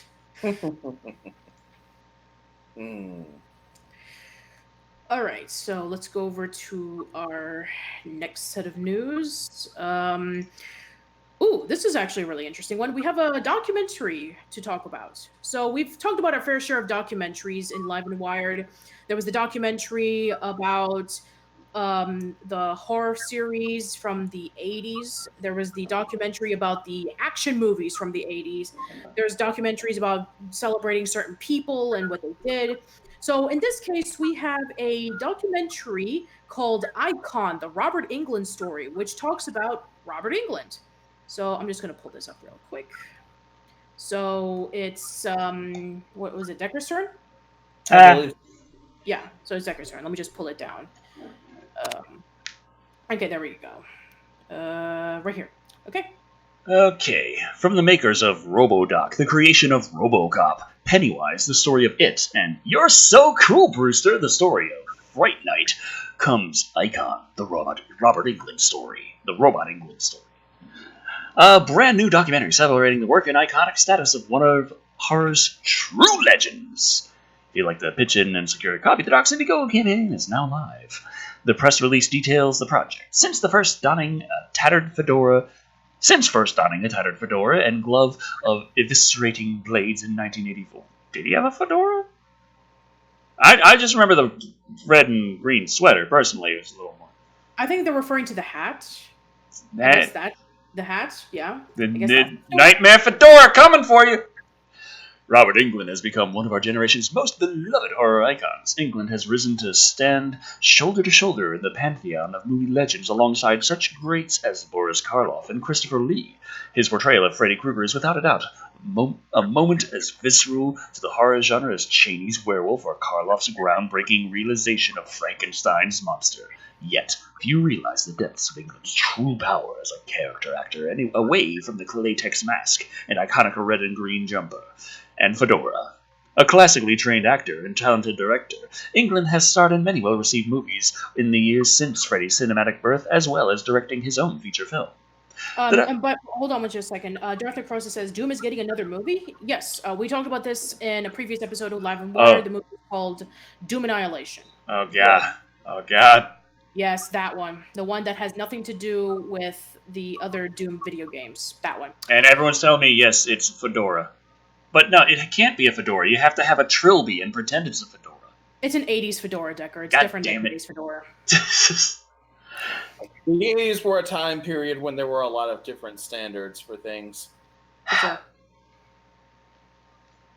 Okay, including this documentary will explore who the man behind the mask truly is, charting his early days on TV and film to his current stratospheric status in the horror universe. Including intimate interviews with friends and colleagues as well as the man himself, Icon will answer the fundamental question: was playing an iconic movie character a gift or a double-edged sword for such versatile and talented actors?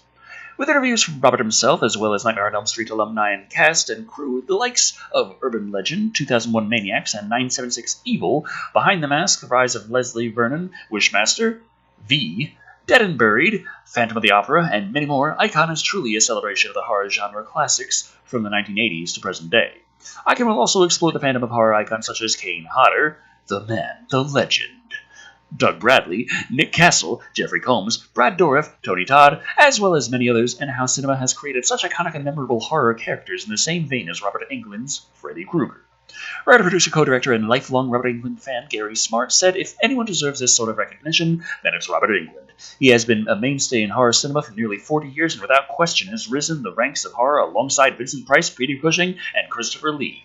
All of us at Cult Screenings are so excited to be celebrating this icon's career. Yeah, and there's the trailer if you want to go check that out. And this is the poster called Icon, the Robert Englund Story. And if you are interested in seeing this documentary pull through, then you can go check out the page's Indiegogo. I mean, the documentary's Indiegogo page. Currently, it is 3 weeks from now, and they've already raised $10,601, which is 27% of their goal. So, yeah, if you're interested, then go check it out. So, there you go. Okay. I can do things. Okay, there we go.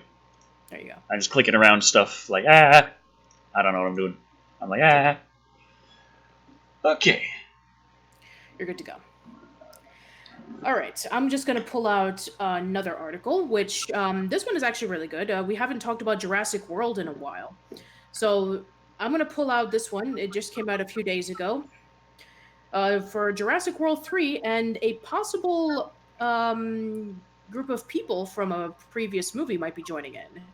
So, Jurassic World 3, Bryce Dallas Howard teases Jurassic Park's cast returning. It's my turn. After Jeff Goldblum's Ian Malcolm made a cameo in last year's Jurassic World Fallen Kingdom, the stage seems set for the return for a few more iconic characters from the original Jurassic Park. While speaking with MTV News, Jurassic World star Bryce Dallas Howard said she would be excited about working with the Jurassic Park veterans in the still untitled Jurassic World 3. If that blinks, I don't know. I don't know what's been confirmed or whatever, but if I blink if it happens, she said, well, before blinking rapidly. In addition to a returned appearance from Goldblum, Laura Dern and Sam Neill are heavily rumored to be in line to reprise their respective roles as paleontologists Ellie Sattler and Alan Grant. Both of these actors last appeared as those characters in 2001's Jurassic Park 3. While Jurassic World 3 director Colin Trevorrow has previously discussed the possibility of seeing those characters again, they would return to a very different world. After dinosaurs were kept to remote islands for the majority of the franchise, numerous groups of the long extinct creatures were released on the American mainland at the end of Fallen Kingdom. I can't believe they found a way to deliver on the promise of the end of the Jurassic World: The Fallen Kingdom, Pratt said. The island is blown up, the animals are out, we can't put them back in their box, what are we going to do? How is not only these dinosaurs, but this technology moving forward going to affect the planet? So pretty soon we're going to have a planet of the dinosaurs. Mm-hmm. The movie is being set to release on June 11th, 2021. So now we're going to it. Everything's if I'm picking this up right, it Dinopocalypse. Yes, Dinopocalypse. I mean, this actually does raise a valid question. Like, say you did manage to clone dinosaurs and you tried to make money off of it by making like a dinosaur amusement park, and it all goes wrong and dinosaurs get out into the world. How does not only the world respond to there being dinosaurs in the world, but how do you respond to this kind of technology getting out into the world again? That's a good question. Yeah. And it's like, I mean, think about it. You could have genetically engineered and modified velociraptors that serve as guard dogs. Like Dobermans. Like they basically are just like think of it as like the most vicious and lethal guard dog you ever have, or like rich people who just want to show off that they can own something like this. You've heard of Dobermans? I've got velociraptors. Oh, we have trespassers. Release the Deinonychus. Right, exactly. Or it's like, or you're a kid walking to school and suddenly school is canceled and martial law is declared because a T-Rex wandered into your suburban neighborhood. Like, you think it's bad when bears show up? Now there's a T-Rex. Could I have a guard queen xenomorph? This is what I'd like to know. I mean, like, it'll be, like suddenly politicians are trying to rally support by claiming that they'll, like instead of the Bear Patrol, it's the Dino Patrol. Yeah. Pretty soon there will be a Netflix original series about Dino Patrol, where like the official city crew that deals with dinosaur attacks in suburbia. And they have to deal with another team who are a bunch of mercenaries that hunt dinosaurs for sport and for money. Like the T-Rex teeth and Velociraptor claws are like big black market stuff. So yeah. No dinosaurs in sight. Dino Patrol must be doing its job pretty good. Yep. By that logic, Decker, I could say that this tiger plushie keeps the pterodons away. But how does it work? It doesn't. It's just a tiger plushie. But I don't see any velociraptors outside of my house, do I? Yeah, he has a point. Creepy, I would like to buy your tiger plushie. I don't think. I mean, how much are we talking? I mean, I just said it keeps I just said it keeps pteranodons away. So, how much are we talking here? He's got a point. All right, I got two more articles to go over in terms of Netflix. So going into the Jurassic World discussion, Jurassic World 3 is not the only thing coming out in the Jurassic World universe. No, we are getting a Jurassic World animated series, because of course we do. We're reliving the 80s and 90s again. We're just going to make a whole bunch of movies, and then we're going to have TV shows for the kiddies. So we have Jurassic World Cretaceous Camp. Oh no, Camp Cretaceous. Oh Because, boy! yeah, I'm gonna spend my summer at a dinosaur island. Yeah, no going to a summer camp where I can canoe and learn how to make a knot with a rope. Nope, I'm gonna learn about dinosaurs. And how to be eaten by them. Yep. All right, creepy, it's your turn. Netflix has ordered the animated series Jurassic World Camp Cretaceous. Oh god. Oh god. What happens? I just said Creepy was pretty much just talking about this, just being facetious. Yep. Inspired by the multi-billion-dollar Jurassic Park film franchise, the series is set within the timeline of the 2015 film Jurassic World and hails from DreamWorks Animation. Of course it does. It follows a group of 6 teenagers chosen for a once-in-a-lifetime experience at a new adventure camp the opposite side of Isla Nublar. But when dinosaurs wreak havoc across the island, the campers are stranded. Like there was any other way this situation could have gone. So this is like an episode of Space Cases, except people actually die? It sounds like it, yeah. Unable to reach the outside world, they'll need to go from strangers to friends to family if they're going to survive. I'm thinking they'll be eaten. Scott Kramer and Lane Luaris will serve as showrunners and executive producers. Steven Spielberg, Frank Marshall, and Colin Trevorrow will executive produce. Zach Stentz serves as consulting producer. The series is expected to launch on Netflix in 2020. Again, 2020. Produced by Universal Pictures and Ambient Entertainment, the first 2 Jurassic World films have grossed. I have an ad. Sorry. Okay. Go away, ad. There we go. There we go. Thank you. Where was I? Have grossed. $3 billion. Grossed nearly $3 billion. The third installment debuts in theaters on July 11th, 2021. Hey, not 2020 for a change. These films were preceded by the blockbusters Jurassic Park, The Lost World, Jurassic Park, and Jurassic Park 3, which sucked. Camp Cretaceous is the latest in a long line of DreamWorks Animation projects to debut on Netflix. DreamWorks Animation and Netflix signed an expensive first-look deal for animated series based on Universal Pictures properties, as well as original and acquired IP, following the acquisition of DreamWorks by NBC Universal. Among the shows the studio has debuted on Netflix are She-Ra and the Princesses of Power, which is actually really good, the Tales of Arcadia trilogy, and the Boss Baby Back in Business. Yeah, I've been doing Dream Machine with Aaron Mehta from the Aaron Mehta Show, and we've been looking back on every single DreamWorks movie, and pretty much a lot of these DreamWorks films over the past couple of years has an animated series. How to Train Your Dragon, Madagascar, Peabody and Sherman, The Croods, Spirit Stallion of the Cimarron, and now Boss Baby. And there's Home, it's a lot. Yeah. Upcoming projects include an animated Fast and Furious series. What? Yes. I was actually going to bring that up as the next article, the Fast and Furious animated series. Or maybe I did already. I don't remember. Dr. Necrosis says, if this doesn't have minions riding velociraptors, I'll write a strongly worded letter. Minions is Illumination, not DreamWorks Animation, so they can't do it anyway. No. That's called contracts and crossovers and stuff. But I'm still just about get eaten.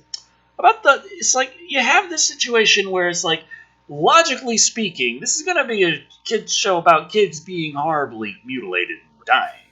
Yeah. Which means that's not what's going to happen. What's most likely to happen is they're going to take a dinosaur that the kids like, and it doesn't matter what it is, it's going to be friends. And what do people like? The fucking velociraptors. So we're going to have little Rapti, and he's going to be a special raptor because he loves granola bars.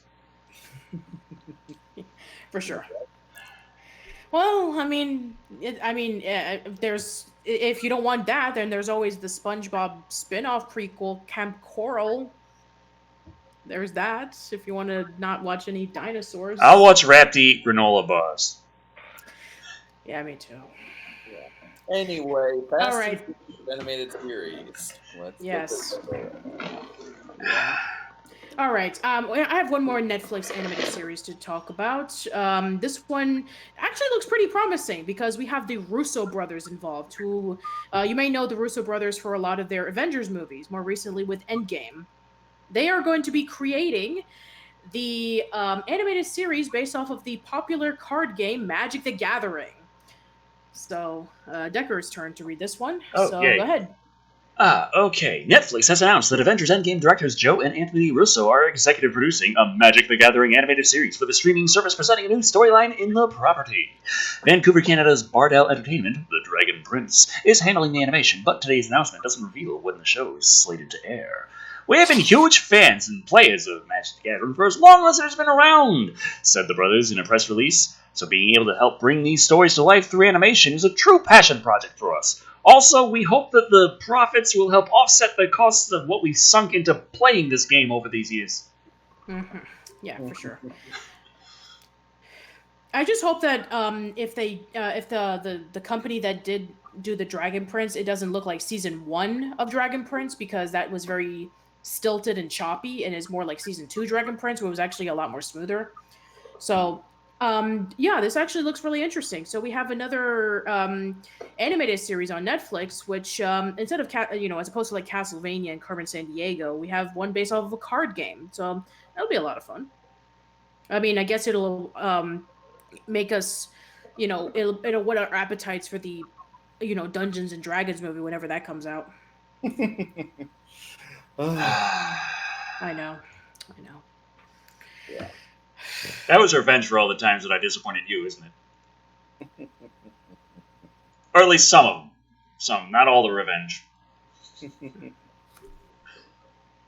All right, let me see if this ought to be this is a really interesting one. I just found this out a few minutes ago when I was putting together the news sheet. So we have another film from Blumhouse, and we have to give shout outs to Blumhouse for their producing and directing and distributing all these horror films.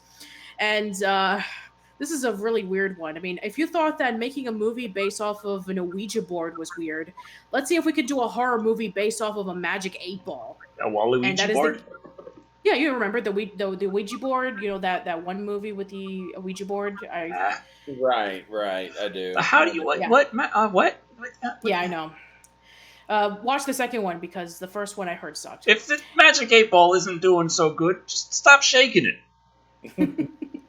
Yeah, I know. That would be so easy. What will it do? Roll off onto the floor, and then it'll, show you your fortune, whether you like it or not, and just follow you around. Ask again, ask again, ask again. Okay, so we have Mattel Films and Blumhouse team for Magic 8-Ball. Truth or Dare's Jeff Wadlow set to redirect. It's my turn to read this one. Mattel is partnering with Blumhouse for a live-action feature take on their popular toy, the Magic 8-Ball. Jeff Wadlow, who has directed such Blumhouse movies such as Truth or Dare and Fantasy Island, is attached to direct it. Wadlow will also write the script with his collaborators Jillian Jacobs and Chris Roach. This marks Mattel Films' first partnership with an independent studio. Since the 1950s, the Magic 8-Ball has inspired imagination, suspense, and intrigue across generations. This iconic toy has built a connection with fans and untapped potential for storytelling. There are no partners better suited to tell the Magic 8-Ball story in collaboration with Mattel Films than Jeff Wadlow and Blumhouse Productions, whose unique approach to the thriller genre has captivated audiences worldwide and has gained widespread accolades. Yes. As fans, I mean, I thought that a movie based off of Battleship was a little bit off there. I mean, I could see it, but then, that turned out to be like a Michael Bay fest. So, as fans of Mattel and their iconic brands, we're looking forward to bringing Magic 8-Ball, one of their most celebrated toys, to life, and playing against expectations in doing so, Blumhouse founder Jason Blum stated. We look forward to partnering with Mattel Films to put this project on the fast track to the big screen and create a memorable experience for moviegoers. Magic 8-Ball is the sixth project Mattel Films has in development. The studio has plans to create feature films based off of Mattel's Barbie, Hot Wheels, Masters of the Universe, which we'll talk about in just a minute, American Girl, and Viewmaster brands, which we already talked about in a previous episode of Live and Wired. The iconic fortune-telling Magic 8-Ball was selected by Time magazine as one of the 100 greatest toys of all time. Yeah, but not for its ability to kill people. I mean, if you throw it at someone really fast, I'm sure it'll, make a concussion on their head. Yeah, 8-Ball didn't see that one coming.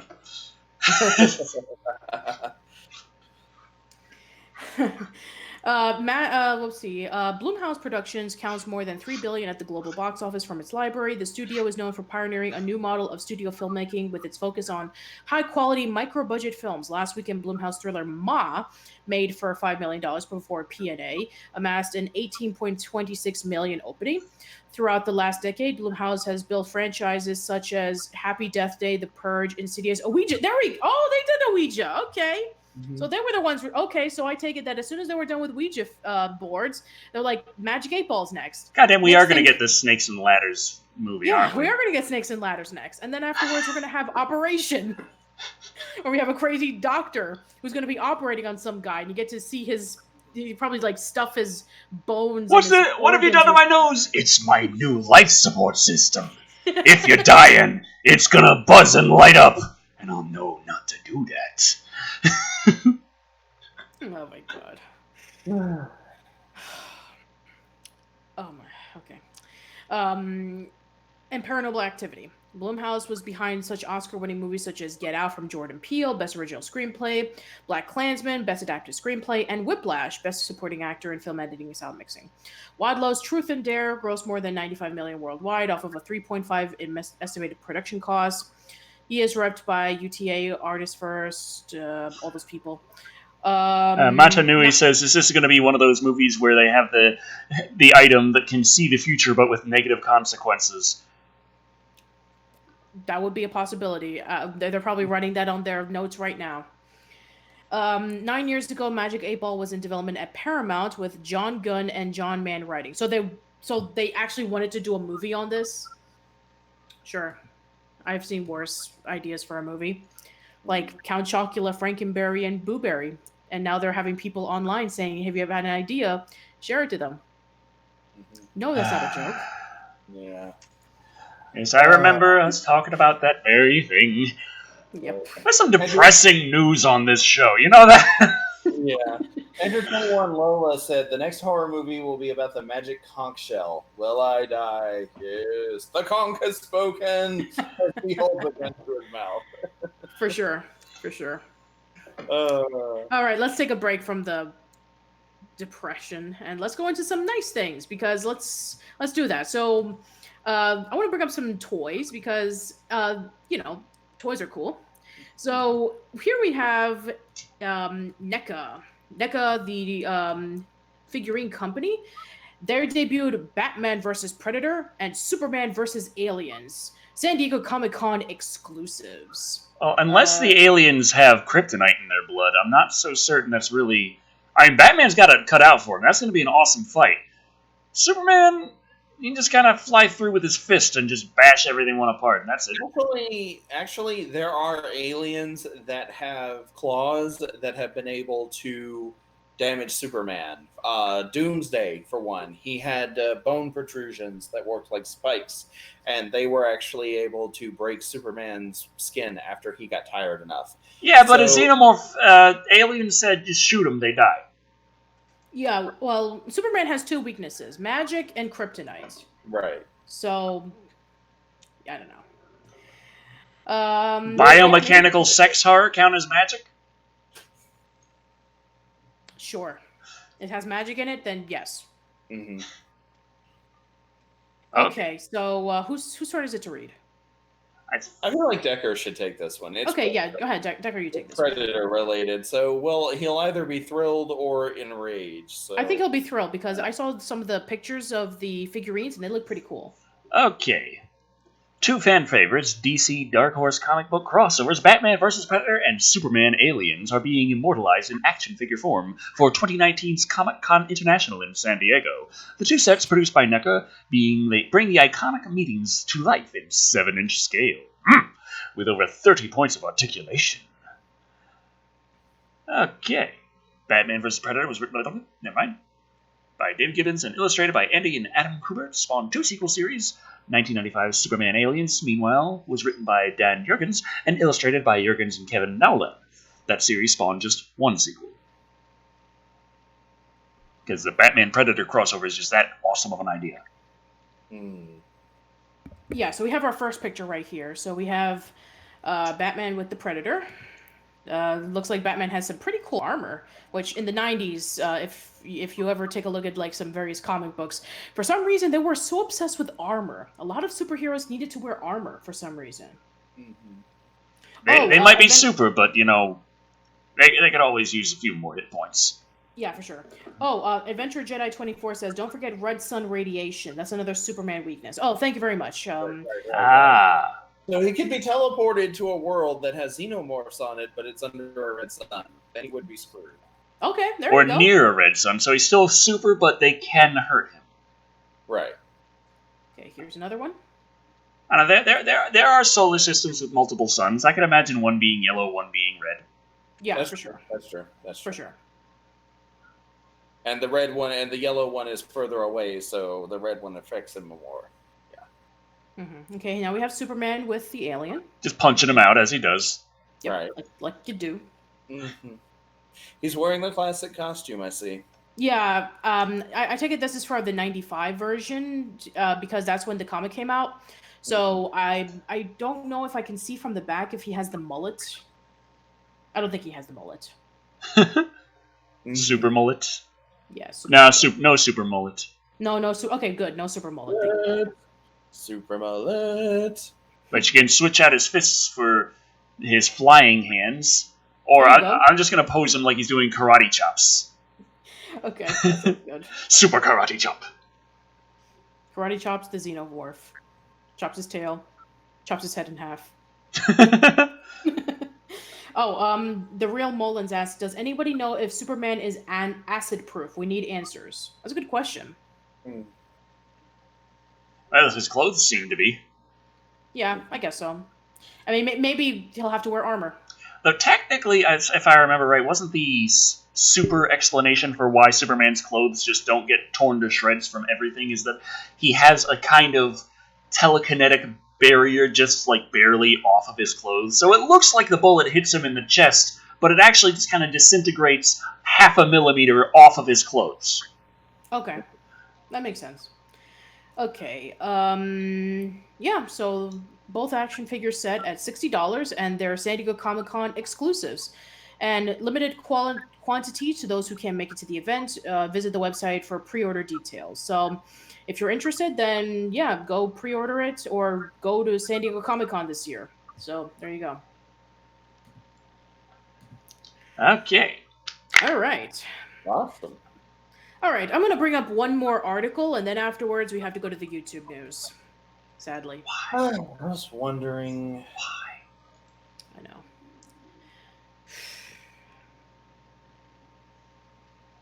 Oh, Scott Yoshihara says, what if the alien is a Kryptonian? What if the alien is a super alien? That could be cool. But that's a little weird, because then how do they hide in the shadows if they get powers from the sun? Right. Yeah, for sure. But a flying alien is some fucking crazy shit you don't want to have to... You do not want an alien flying and bashing through your walls to kill you. Right. Yeah. All right, Creepy, I got one for you. Here we go. The Masters of the Universe movie poster is revealed. About time, since we've been waiting for this movie forever. Yes. Okay, so go ahead, Creepy. After a long wait, He-Man seems posed to make a return to the big screen in a new Masters of the Universe movie that is being developed at Sony Pictures. Let's hope they can build more than just the set for Castle Grayskull this time. After so many starts and stops developing this Masters of the Universe reboot, it's hard for many fans to believe it's ever going to really happen. Case in point. But today, we have our first solid piece of evidence that it is. A name. A name. Check out Sony's first Masters of the Universe teaser poster, which was spotted at Licensing Expo. Yeah, the same expo that we got for the Godzilla vs. Kong. So here we go. A blank bear poster. Well, it's got more texture to it than the and more original, kind of looking like it's an actual final title graphic than the Metroid Prime 4 little reveal did. That's true. So the power returns March 2021. Yeah. I'm looking at this tweet. Also from Licensing Expo, some vague grayness to promote Masters of the Universe. That's pretty much sums up my thoughts exactly. For sure. Okay. The poster is just a vague design concept, no shit, which includes an early concept for the Masters of the Universe movie logo, plus a targeted release date of March 2021. Last month, it was announced that Aaron and Adam Ney, band of robbers, were being tapped by Sony to direct the Masters of the Universe reboot. There's no real word on what this version of the concept will look like, and fans would be right to be confused, given the convoluted path this reboot has taken to get back on the screen. We got a little comment from Matt TD7 saying, hey, I think he's come up with a nice subtitle for the movie.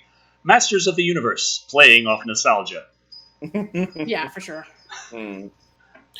Rumors of a Masters of the Universe reboot have been circulating in Hollywood for a decade. Actually, longer than that. Way longer. I remember hearing, like, as far back as I think 2003, they were saying that there was going to be a new live-action He-Man movie. And, yeah.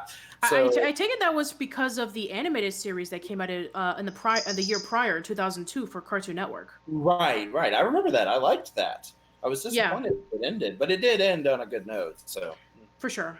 For changing hands a number of times with directors, including John Woo, McG, and John M. Chu, our favorite person, rumored to be involved, as well as writers like Chris Yost, Thor Ragnarok, Steve Tisch,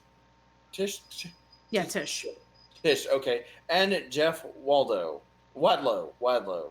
and also attached at various points. McG made the most recent exit, with Goyer rewriting the screenplay at the time, as well as the most recent draft of the script, which had been in development since about 2015. Goyer was briefly considered as a director, but those talks apparently fell apart due to prior commitments to her schedule. Yeah. Okay. But don't worry, McG will be back for the True Lies series on Disney Plus. Matt TD7 also says, if the new Masters of the Universe movie doesn't start with Prince Adam explaining everything with the music like the original show, we riot. I am Adam. Or it could be like the 2002 series. I am Adam, Prince of Eternia, and Defender of Castle Grayskull. This is Cringer, my fearless friend. Fabulous secret... lives! By the power of Grayskull! By the power of Grayskull! By the power of freaking Grayskull already! While Masters of the Universe is perhaps best known through its various animated series and comics, the series has previously made its way to the big screen in a 1987 film starring Dolph Lundgren and Courtney Cox. I remember it. I did a review on that once upon a time. It initially started as a toy line for Mattel in the early 1980s and has since become a cult hit in the fanboy community and other communities. The story of Masters of the Universe centers around the hero He-Man, who is actually Prince Adam, ruler of the land of Eternia. I'm pretty sure I covered a little bit of this already. Through the superhuman power of He-Man, Prince Adam fights to protect Castle Grayskull from the villainous sorcerer Skeletor. Masters of the Universe will apparently be released in theaters March 2021. We've already discussed that part. Yeah. Matanui is asking, they just hear a cat. Yes, Tara's running around in here. She's sitting by the door. Hi, Tara. Hey, Tara, girl. The internet loves you. I saw the picture on what was it, on Twitter or Instagram of something, and she had like this really nice bow tie. Yeah, she's got a little bow collar. It's supposed to sit on the side, but for some reason she likes to scratch it, and then it sits in the front. Oh, okay. She looks like she's trying to teach a math class. Also, Kat Lanicia says, listen, if Skeletor doesn't sound like Skeletor, I riot. And Michael Bornstein says, it's just a movie, guys, no rioting. I don't think you know what we're dealing with here. The toxic fan bases. Oh, yeah, for sure. All right, you know what? Because I'm really nice, I want to bring up one more bit of news. Actually, two more. And I'll bring up only one YouTube news because I'm feeling generous today. And I wanted to be, like, really excited for E3. So this one, I actually think is going to be really cool. So... we have Tara. Oh, there we go. There's my Tara Kitty and her cute little bow collar. That's where it's supposed to be. Okay. Well, you look very adorable, Tara. Now that we have a cat on the screen, now we'll be getting a lot more subscribers and views. Okay, so we have Salem's Lot is going to be getting a remake. The Salem's Lot, for those who are wondering, is I believe, the 1980s vampire movie. Right. So yeah, let's see, whose turn is it to read? Is it my turn? You know what, Creepy? Why don't you read this one? Alrighty then. As we all know, good and Oh, hold on, I have stupid ad. right. Ads. Hate it. As we all know good and well by this point in time, James Wan, The Conjuring and Insidious, and Gary Dauberman, Annabelle Creation, Annabelle Comes Home, are teaming to adapt Stephen King's vampire novel Salem's Lot for New Line and the big screen. Doberman will pen the script and executive produce, while Wan will produce with Roy Lee and Mark Wolper. And today, Doberman talks a bit about the film, saying that he hasn't seen a scary vampire movie in a long, long time, and he really wants to tackle that. Doberman says advertising. And oh my fucking god! Okay.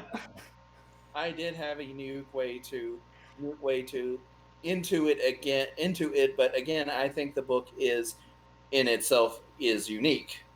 Oh well, I think the book in itself is unique. Certainly, now I haven't seen a scary vampire movie in a long, long time, and I'd really love to tackle that. It is one of my favorite books. It's one of my favorite Stephen King books. We felt it should have the cinematic treatment that we gave it. It was a miniseries as well. The experience of bringing that to the big screen was such a joy that I was so happy we will have an opportunity to do that for Salem's Lot. Scroll down, please. Okay, relax. It's okay. Salem's Lot is the only thing that's in front of me right now that I want to work on. It's been fun exploring the dark corners of that town. I'm kind of a one-track mind. I don't plan too far ahead, and I'm overjoyed I get to work on Salem's Lot right now, so there's that for me. There's a number of stuff in the works that I'm not a part of that I'm very excited to see when they eventually come out. The font on this is incredibly tiny for me. Let me see if I can. I'm going to increase it a little bit. Just Okay. There we go. That should be better. Thank you. No, yeah. I'm sorry I kept stumbling over words. I apologize for that, but I was just like, it's so freaking tiny for me. Okay. Yeah, I understand. So yeah. I don't know about you, but I'm dying to see a truly scary vampire movie again. And I have to say that if that's still possible, then this is the team with the right source material to pull it off. Hell yeah. The book was originally published in 1975, and King's book centers on an author who returns to his hometown in order to write about an abandoned mansion in the small town. As he discovers the home has been bought by a mysterious man from Europe, the man also realizes that townspeople are slowly being turned into vampires. The writer bands together with a ragtag group to stop the spread of vampires, with the final confrontation happening in the house with the mysterious man. I remember watching the miniseries, the Salem's Lot, adaptation, and I remember, it does have a lot of atmosphere. It is one of those movies that feels kind of creepy. So it may not always be scary, but it does make you feel tense. So it has that in favor of it. This one was Salem's Lot first time on the big screen. It was already adapted twice for TV with director Toby Hooper's 1979 miniseries, adapted for the screen by Paul Monash. Yeah, that version starred David Soul, James Mason, Lance Kerwin, Bonnie Bedella, and Lou Ayres. Ayres, okay. Rob Lowe starred in a more recent TNT adaptation in 2004. That was not the version I saw. Directed by Mikael Solomon from a screenplay written by Peter Filardi and co-starring Andre Brower, Donald Sutherland, Samantha Mathis, Rutger Hauer, James Cromwell, Robert Mamone,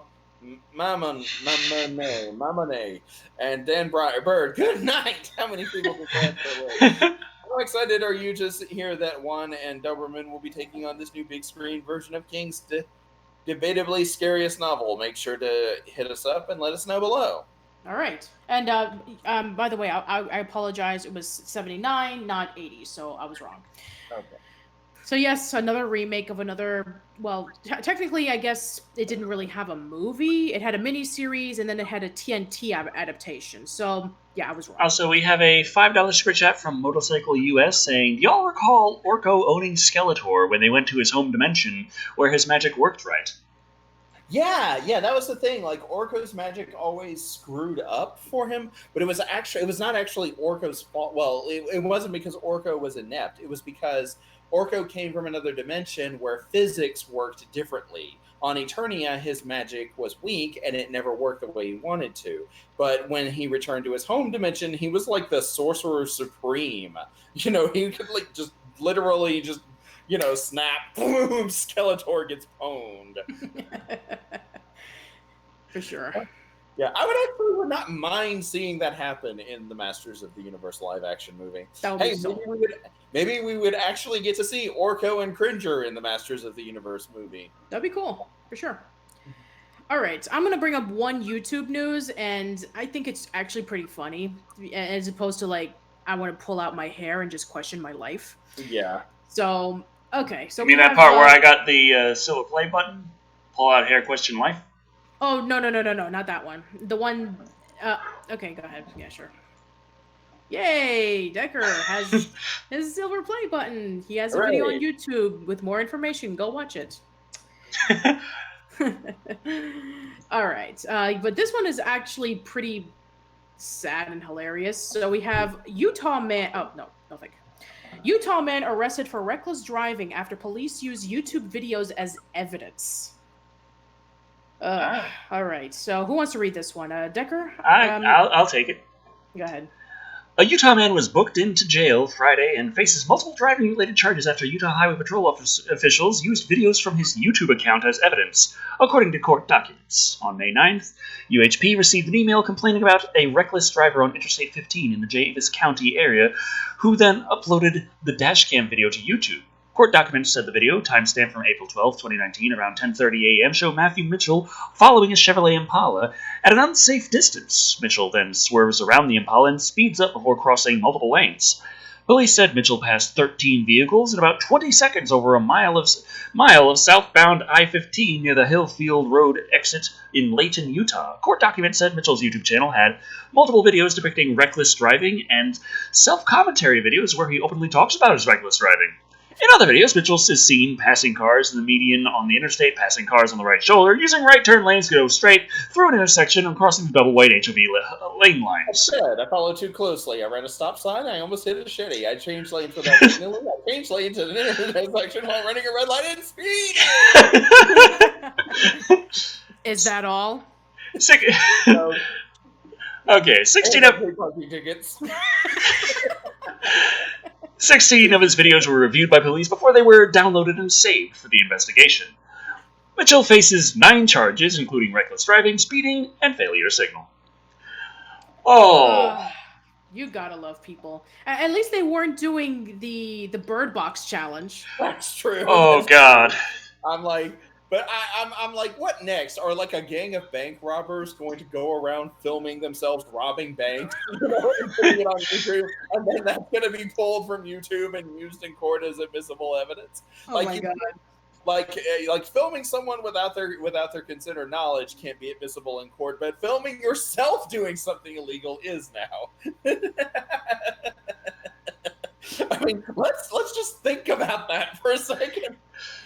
Oh my God! We gotta get them views.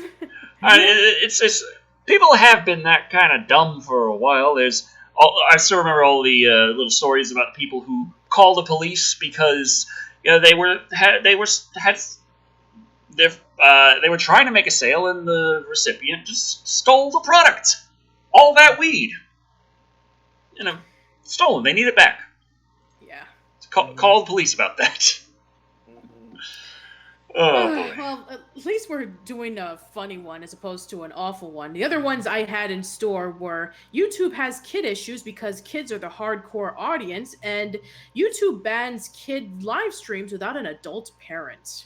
Well, I understand the whole thing with the kids live streams. Yeah, for sure. Mainly because, they're kids. Kids.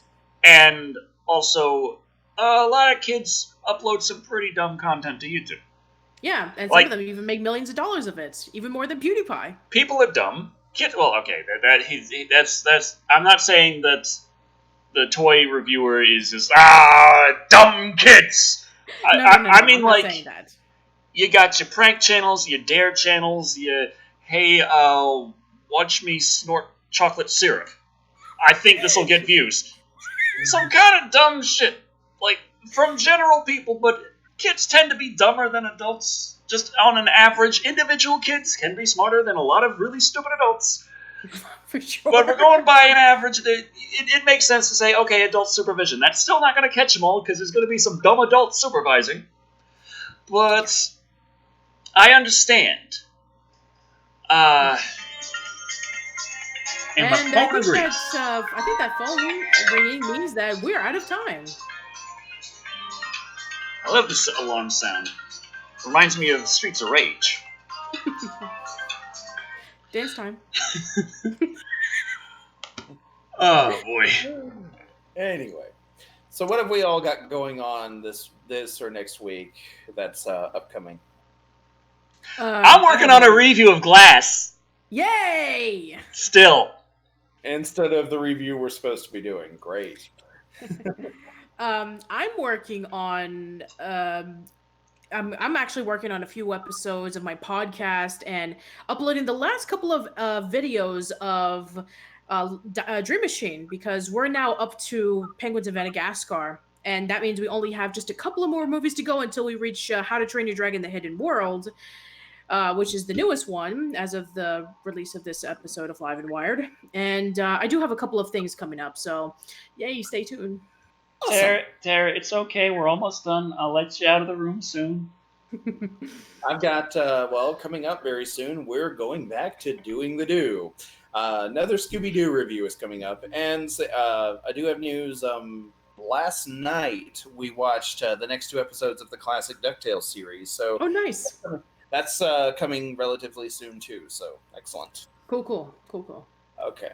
So I think that's it. I think we're done. Android I think 21 we're done, yeah. Lola says, on the stupid scale from smartest to dumbest goes adults, kids, teens. Okay. Also, one last thing. Briannon Roberts asked us to howl. So let's end this podcast. No, I don't want to howl again. I'll do it. But they don't want you to do it. They want Patricia to do it. Why do they want me to howl? Because they wanted us to howl before, and Creepy talked me into howling when you weren't here, so we howled, and now they're like, okay, we got them to howl, now Patricia, you gotta howl. Okay. Ready? Sure.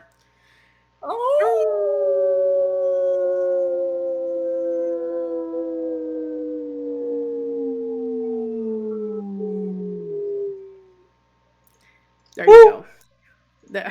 I don't know why, but there you go. That was actually one of the most interesting requests I've ever gotten.